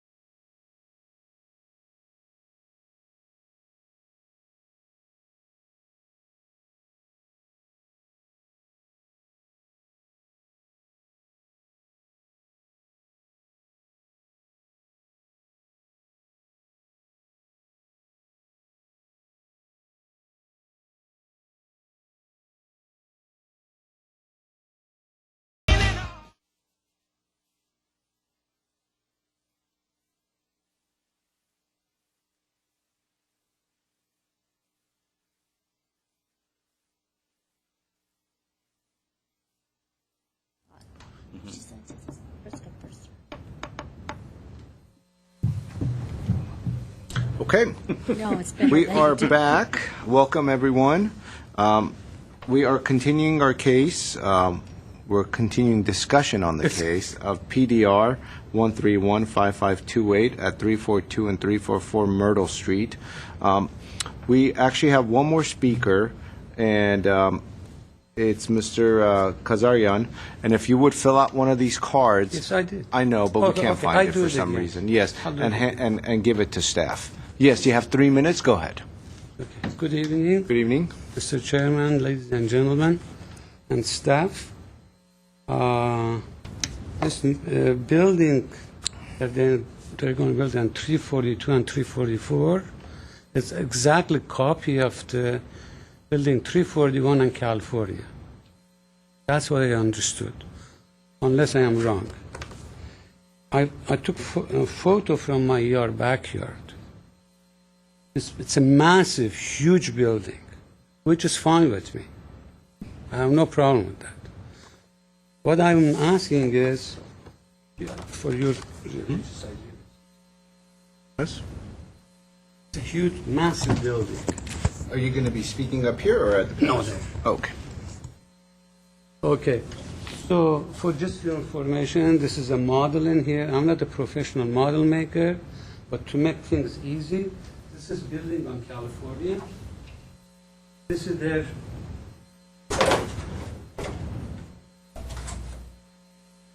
This is the building they're proposing to build.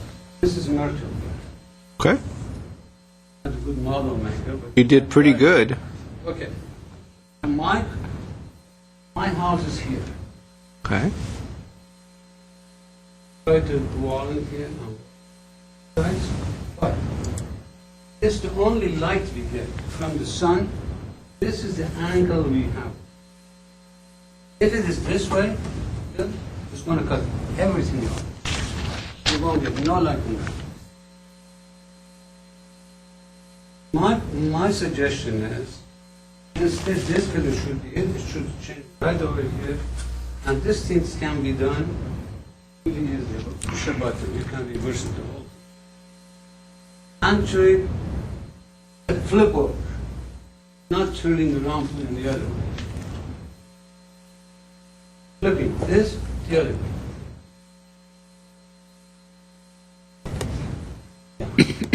And that's I'm requesting, if possible, and if architect, if there's no trouble for him, he can maybe consider doing that for us. So, other than that, I have no other complaints to make. Obviously, people, they're going to work there, they're going to make noise, this and that. People move, they scream more than machines work over there. But that's fine. If possible to do that, we would be very happy. I can live another 5 years maybe, or 10, hopefully. If I known I live for 75, I will make things differently, but I didn't know that at the time. It's okay. Unfortunately. Hopefully for another 20 years, right? Not in this place. Anyway, thank you. Thank you. Thank you for your time. Because there was one more speaker, I'd like to have the architect a very quick opportunity. If he wants to come up, it's up to you. 1 second. If you can leave that. Oh, sorry. Thank you. I will use his model. Sounds good. I think I've mentioned my name already for the record. Okay, Hamlet Zorabians, project architect. With all due respect with our neighbor, the way we have actually looked at this scenario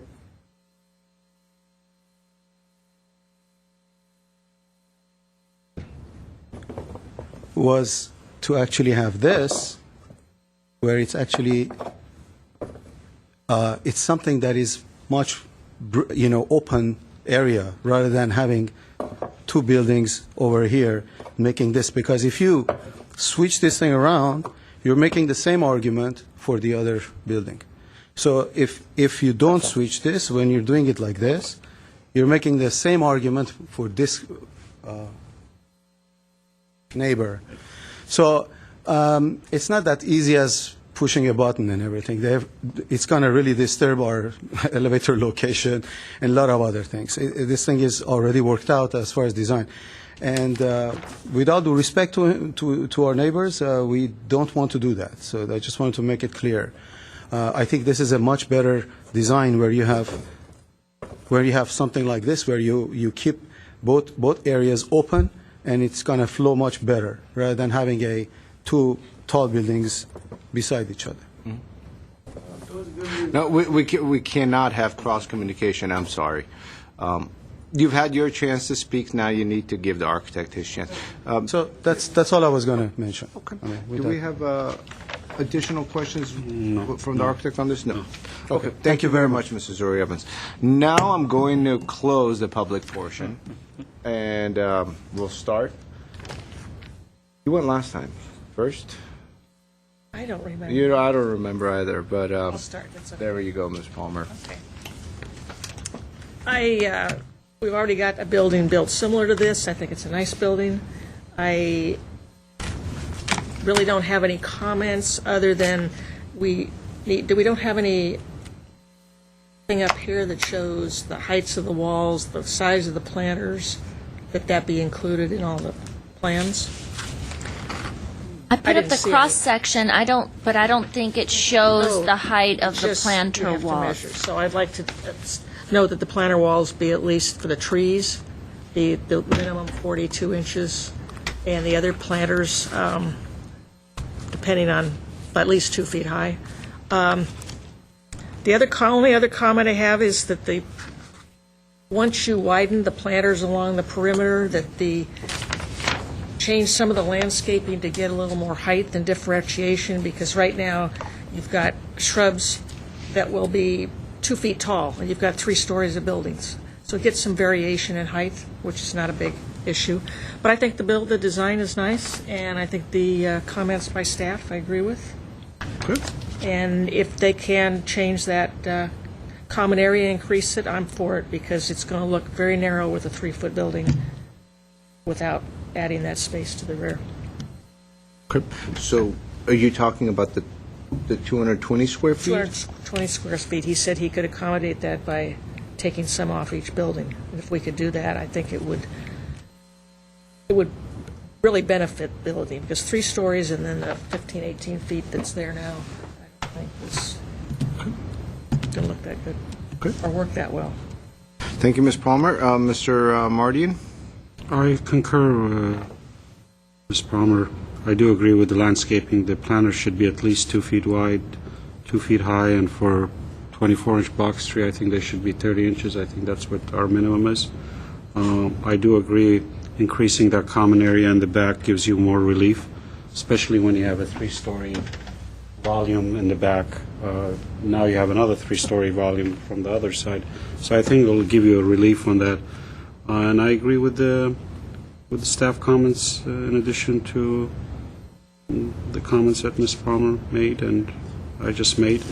But one thing I want to caution the applicant, maybe he's aware of it. I hope it doesn't make an issue with the parking, because when I'm looking at this parking garage with the new code, in addition to the guest handicap parking, you're required to have the tenant guest parking. So I don't see that, so I'm just cautioning you for that. And I don't know how it's going to do that for the parking. So what was the comment? I'm sorry. The new code requires, in addition to the handicap parking, an additional one for the guest parking, guest handicap parking. Oh, okay. So that may, I don't know what it does to this parking, but, I just want to caution him on that one. And I just want to make sure you have the 25% landscaping as stated. Thanks. Thank you, That's a Mr. Meridian. requirement. Okay. I agree with the comments as presented. It's a very nice design. It's well thought out. The materials are of high quality. It's nice that we have an example close by for us to look at. And as we've mentioned with some of the arch windows and whatnot, we're actually improving on what's there. And so there is a LEED certified building, next door that was built, which is a quality building, and that's the idea, is to continue that kind of quality building. We, I think, support the project. All in all, I think some of the conditions that were placed will make it that much of a stronger project. And personally, I don't have as much of an issue with the 220 square feet in the middle. I could go along if that's the direction of the board. The architect has provided some thoughts as to how we could alleviate that, but overall I think it's kind of nice as they're walking in. There's some water features in the middle that kind of breaks up the walkway as you lead up to the end, and there's an abundance of private open space, and that's what I think nowadays is really being utilized quite a bit.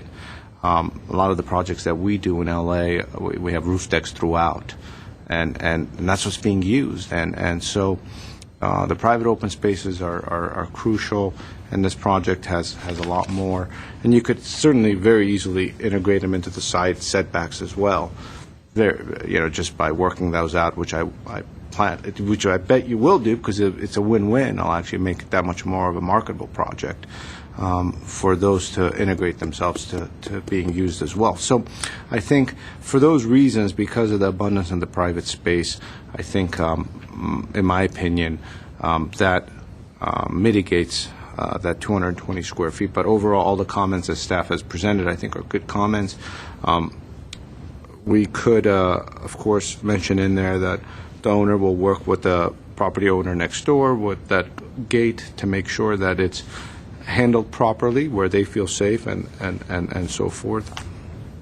As far as the massing of the building, I think I do appreciate what the comments that were raised as far as bringing light and air next door. But the way the building is designed, there's actually relief present between the two buildings, which benefits a lot of families between the two buildings. So it might not be the best move for you, but at the same time, there are a lot of families in the adjacent building and a lot of families in this building, and that common open space works out better when the way it's laid out. So I actually agree with the way the architect laid it out when we're looking at it as far as context between the two. Now, if it were to get mirrored, the same issue you have, the other neighbor to the east would have. And so those are kind of the thought process, and I agree with the architect's point of view. As far as the overall location and the comments that were raised about the dust, the construction noise, those are all valid points. So it is not fun being next to a construction site. There are certain zones in our city where the city council has identified as areas for appropriate use, such as multifamily, and this is one of them. In fact, this is 1250 zoning, which is dense, which is one of the densest areas in our city, except for some of the specific plans. So this is where they want growth to occur. This is where they want multifamily buildings to occur. And so you live in a 3-story. That was a home at one point. And so you could imagine these neighbors, these homes that are going to be demolished probably didn't like it when yours was built. But that's just the way it works out, unless you are free to move, obviously, to an area where you're not going to be impacted. But the city has kind of identified this area as growth. And then there's so much going on Central, and that's the idea, is to get it all localized in an area as opposed to in an area that has lower density. So that's the thought process behind it.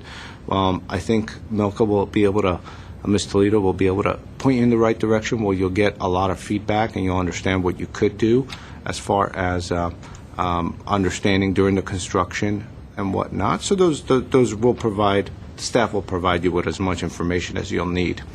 But overall, I support the project, and so maybe very quickly we could just go over those conditions. Sure. And we heard that there was support for the staff conditions. The architect has already met condition 5, so we'll delete that. That's currently on the drawings. So there will be the 8 staff conditions as well as, and I believe I heard 2 out of 3 board members supporting the movement of the common space to the rear to add 220 square feet to cut back the building appropriately to do that. To ensure that the planter walls at locations where there are trees be a minimum of 42 inches high, and any other planter be a minimum of 24 inches high. At the perimeter planters that are going to be enhanced and widened, that we have more height variation in the plant material. And finally, that the owner work with the adjacent owner, and we'll put the address in to make it clear regarding the existing gate and the lot line wall. Great. I'd like to add to that planter height that the tree wells be at least 4-foot diameter, Okay, so 42 square. inches high, 4-foot square. 4-foot square. Mr. Burdian, you're also, you would like that 220 square feet moved I to the think roof? I think this is I mean, although it was done before, I think that area in the back with number of units, 3-bedroom units, I think it's justifiable to get a little more See, those common units, area. pardon me, those units on the side may get smaller because they have to increase the size of those planters to comply. So there'll be less open space. Okay. Well, then, did we get everything?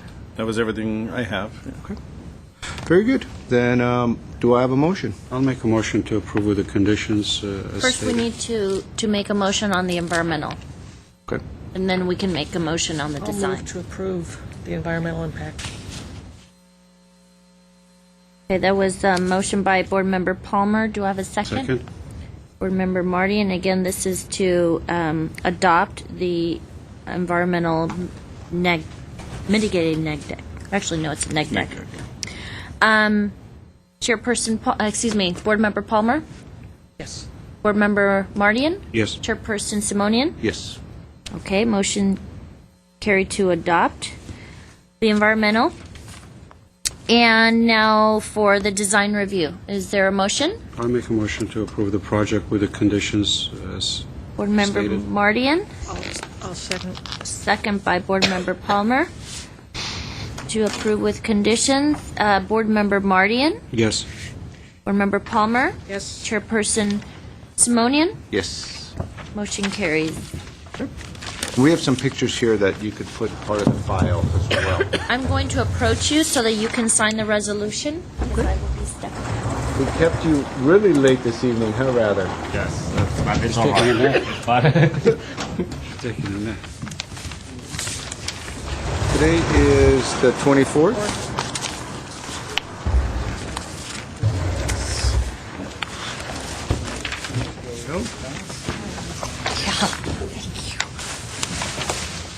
Нека чекаеш, що ми всі посадили. Okay, well, I'm going to move us along to our next case. And please, everyone, the hearing's still going. If you would, go finish your conversations outside. And the last case is PDR 1311348, 700 East Garfield Avenue. And Mr. Zorabians, you're also the architect for this project as well. So thank you for clearing the room. So take it away. Thank you. Good evening. The last case before you is located at 700 East Garfield Avenue. The property is zoned R1650, and this is a first-time submittal for final review. The applicant is proposing to demolish an existing single-family house, approximately 982 square feet, and construct a new two-story, 5-unit townhouse with 14 parking spaces in a semi-subterranean garage. All units contain 3 bedrooms ranging from 1,500 to 2,083 square feet, and the design of the building will reflect influences of the Spanish colonial revival style. The subject site is 9,240 square feet, located in, it's an interior lot, and it has a rectangular shape and flat throughout. It is surrounded by other two-story multi-family buildings. For example, to one side is a 16-unit condo, and the other side adjoining the property is a 12-unit apartment building. So the proposal is consistent within the context of that neighborhood. The building will be centrally located and will meet all setback requirements. And because this is an average lot size in terms of its width, the units will be stacked in a linear fashion from front to back. So this arrangement is consistent with this lot shape and size. The common open space will be provided at the rear of the building, while the front will be landscape as well, and additional landscaping will be provided along both sides of the interior property line. And the landscape palette is drought tolerant. In terms of mass and scale, as I stated, this two-story building is consistent in terms of its volume with neighboring developments. The building scale and proportion have been successfully addressed throughout the project. For example, the front facade is formal with its overall symmetry broken by the arched windows at the second floor. And this quality, along with the projecting center bay, provides a sense of balance and proportion without becoming monumental in its appearance. Along the side, you will see that the building is more asymmetrical and repeats some of the forms and elements, such as the entry porches, balconies, and the small gable roofs. A similar pattern is seen in the fenestration as well. In regards to design and detailing, this is an interpretation of the Spanish style, and which is also complementary to the neighborhood. A variety of materials will be and detailing are proposed, such as the clay tile roof, the smooth stucco finish, decorative tile vents, arched panel entry doors, and wood corbels. The detailings add to a cohesive design. So overall, staff believe that the project has been executed successfully. However, in terms of the windows, it will be vinyl that will be tan or almond in color. However, the drawings do not indicate whether the grid patterns are external or internal.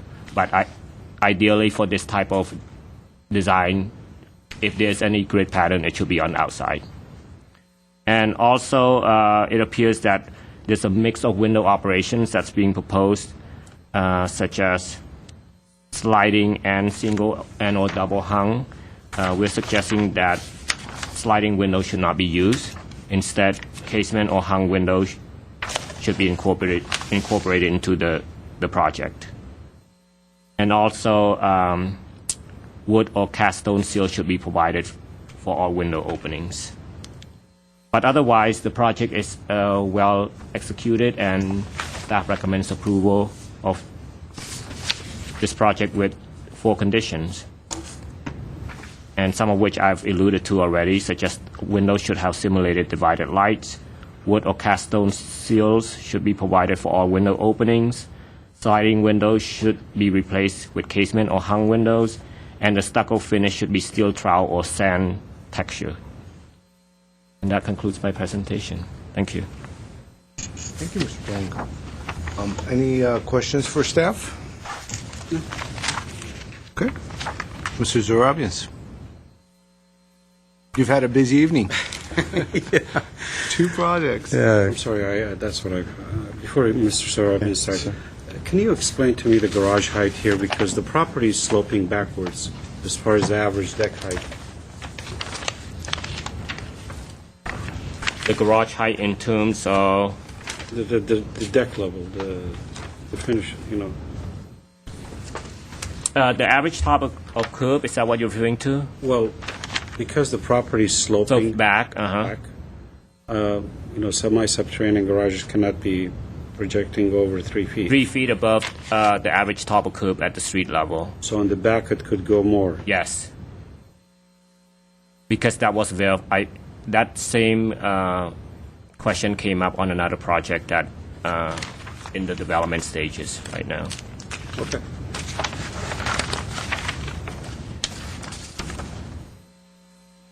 Yeah? Yes, please. Yes. For the record, my name is Hamlet Zorabians. I'm the project architect.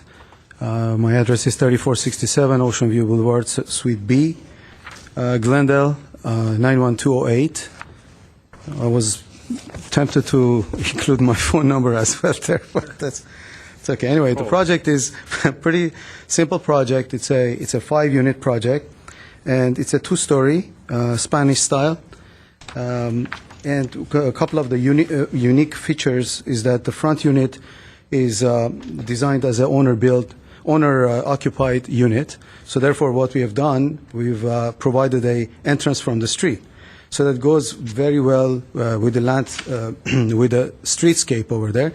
We were able to detail the front unit pretty nicely, not to just provide a wall.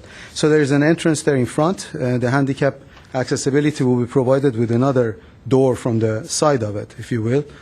And units are accessed from the right-hand side towards the west side of the project. And one of the unique things is that we have provided 10 foot 6 inches minimum side yard for the project as you're entering. So that's a pretty nice wide area for entrance. And another unique feature is that if you check the subterranean garage, we were able to keep a distance from the property line of 5 foot 8 inches on the east side, and in the rear of the property, we were able to do it for 4 feet. So those areas there, obviously, the landscaping that we've concentrated in those areas would be directly on soil. So we have no issues of raised planters or anything like this for this particular project, in a sense. The only raised planters will be on the west side, where we have a strip of landscaping there, which we definitely will take your recommendation as far as the depth and what it's going to have. But generally speaking, what we designed is a 36-inch maximum height from the datum point from the elevated deck. That's why in the front we don't have a issue with the handicap, meaning we're playing with the slope, and therefore our entrances are on the west side coming into the units. Each unit will have its own private spaces again, and in the landscape plan it shows the amount of trees that is going to be provided, and I think it's pretty ample amount of trees that are being provided. That's going to actually provide the nice landscaping as you're viewing from your living room out, or dining room rather, but at the same time that gives you enough buffer in a kind of a 15-foot high buffer from the other high buildings on next door. So that provides both security and privacy.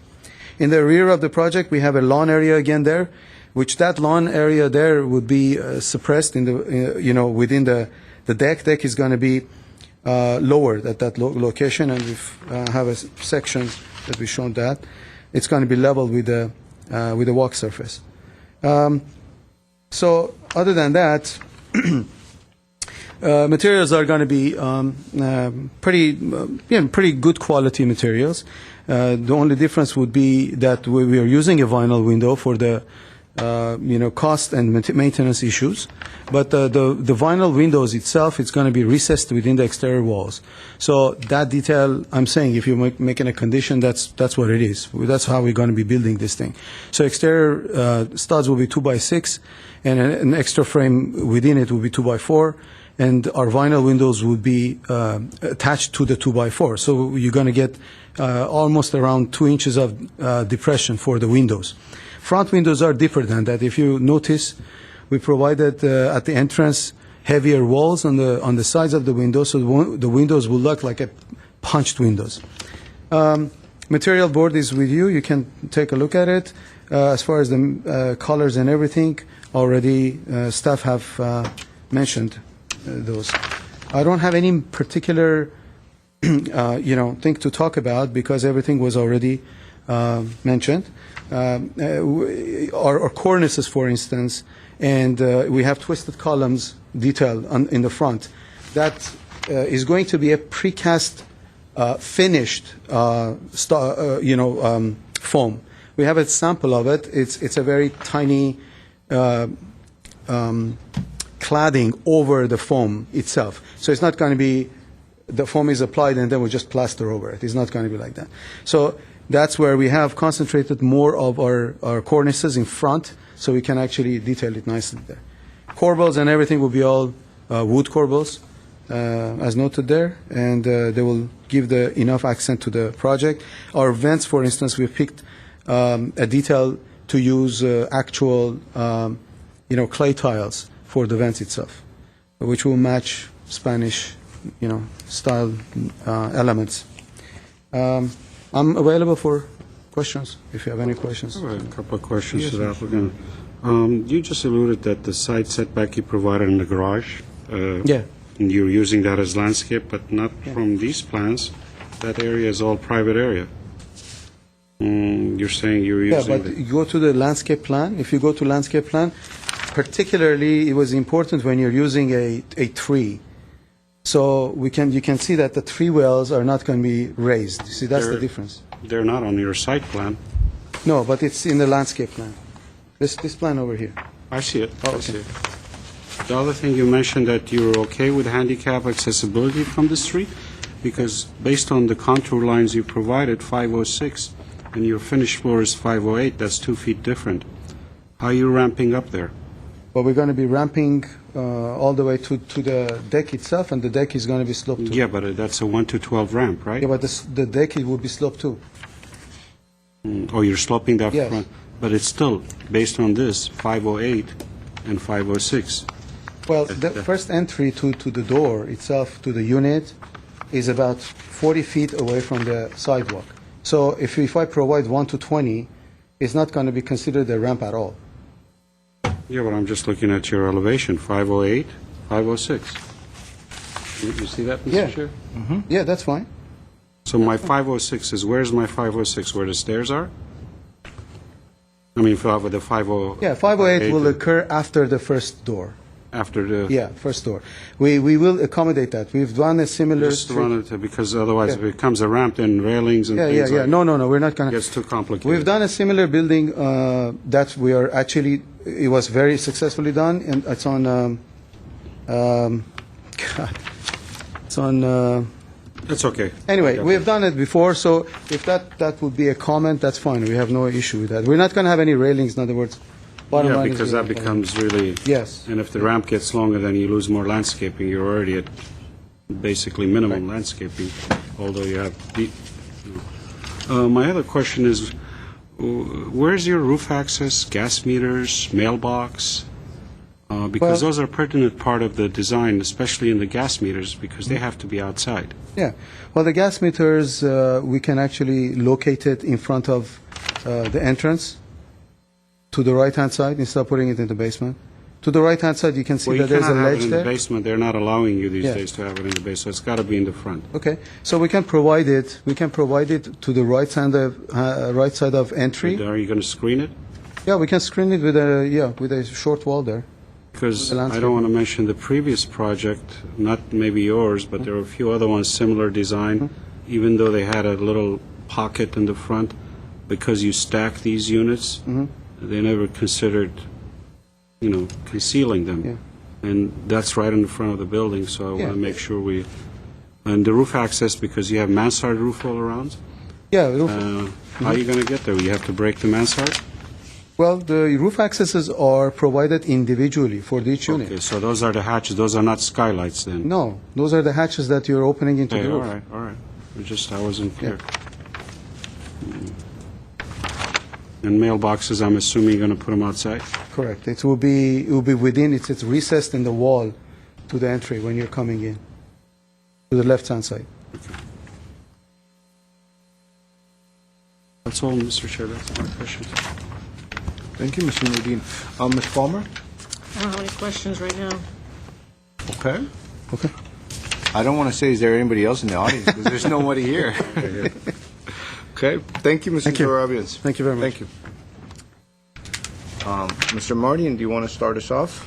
Sure, I have, I don't have particular issues. I think it's designed well. I just hope the materials he's proposing, the textures and all that, match the plans. I mean, and I want to keep as staff mentioned, the windows consistent throughout, because you're using double hung, and yeah, the muttons are important to be on the outside, not in the sandwich in the glass. So, and you know, my other comments, I already asked the questions to the applicant, so he's aware of it. And the one clarification I forgot to ask, if you look at the plan, the entry in the front, I don't know, correct me if I'm wrong, those two columns that you have, and the plan it looks like on the landscape plan, unless the landscaping plan shows deeper entry, but in the architecture plan it shows less indented. This is what I'm talking about. Sorry, where's the first floor? See here? It shows more coming out. In the elevation, it's much less. Which one is it?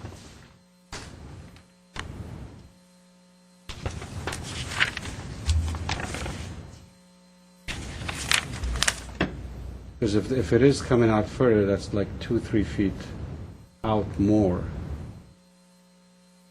which I have no problem with, but I just want to make sure that the... Do you like the way it looks in the rendering? Well, or the lower portion projects further than the second floor portion? No, I like the simpler way, because that's continuous all around the building, is whatever the elevation is calling up. The elevation does show that differential. Yeah. That's all. Otherwise, I'm supportive of the project. I just have a few comments. I would like you to consider in some of those recessed areas that you have repetition of each of the units, just maybe a slightly shade darker paint color, just to create a shadow, just very light. And I don't know if you've considered it. You show a railing on the left side of the driveway coming out towards the street, but there's not one on the right. There's a hedge showing there, but the landscape plan indicates just some... No, I'm just pointing out that you might have to put a railing there. And then the same comments I had before about showing the size of the planters. It should be at least the 4-foot diameter, but you have some 48-inch box trees, so those are going to have to be 4'6" high. So that wherever the trees are, the planter should be 6 inches higher than whatever size of the tree, which is going to vary. And I think that's the only comments I have, and I can support the project. Okay. Thank you, Ms. Palmer. I agree with the group. It's a well-designed project. I think staff's comments are valid as well. It seems as though they were able to get all the major portions of the conditions, which would really tighten up the design, and overall the mass and scale seems to be consistent, and it's conforming. And it's nice how they're all getting private spaces on the east side and a wider entrance on the west side. And so I support this project as well, and I concur with all the comments that have been stated. Nothing more to add. Yeah, I just wanted to add a potential condition for your consideration. We were led to believe by the drawings that the ornamental detail was going to be precast concrete. At staff here, we're always open to looking at new materials that we're not familiar with. Mm-hmm. So we would welcome the chance to look at this kind of precast foam material.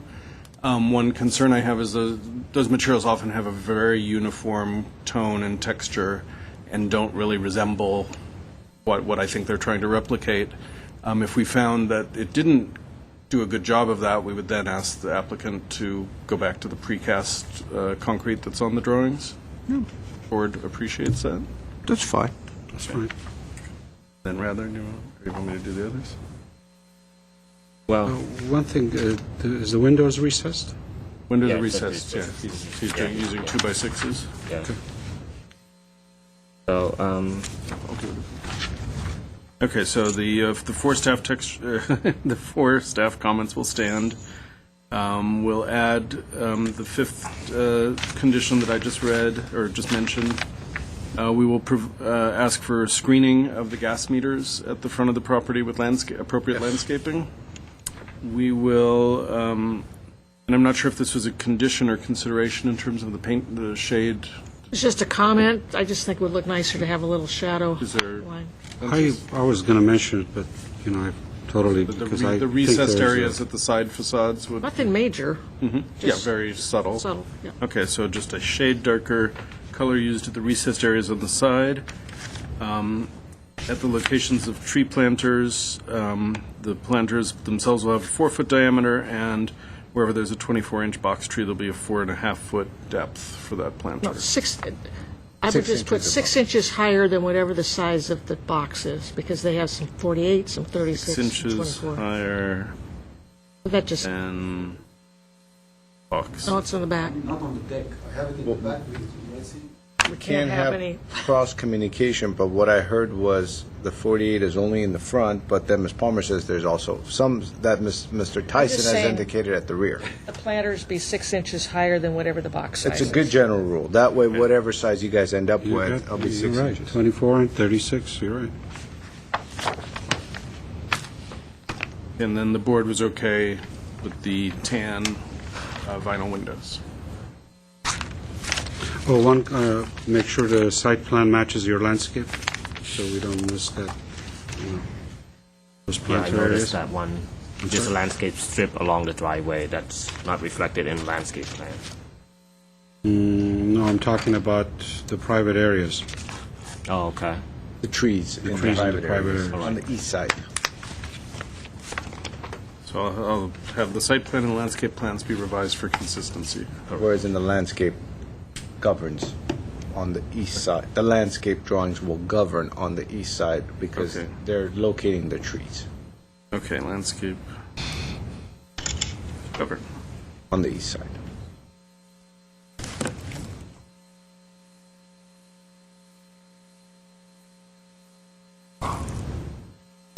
Motion. I would move to approve with conditions. I'll second the motion. Okay, there was a motion to approve this project with conditions by Ms. Palmer and second by Mr. Mardian. This will be roll call. Ms. Palmer? Yes. Mr. Mardian? Yes. And Chairperson Simonian. Yes. Motion passes to approve the project. Thank you. The last thing we have on the agenda is the approval of the minutes from October 10th. Oh, I got two of them here. Okay, yes. October the 10th. Ms. Palmer has to abstain, and present were Malakian, Mardian, and board member Sarkeesian. I was not present there. That's right. Which leaves only one board member. Do we have to wait to at least get two? Yeah, we'll wait. Then we shall wait till next time. A motion to adjourn? Adjourn. Thank you very much. Adjourned.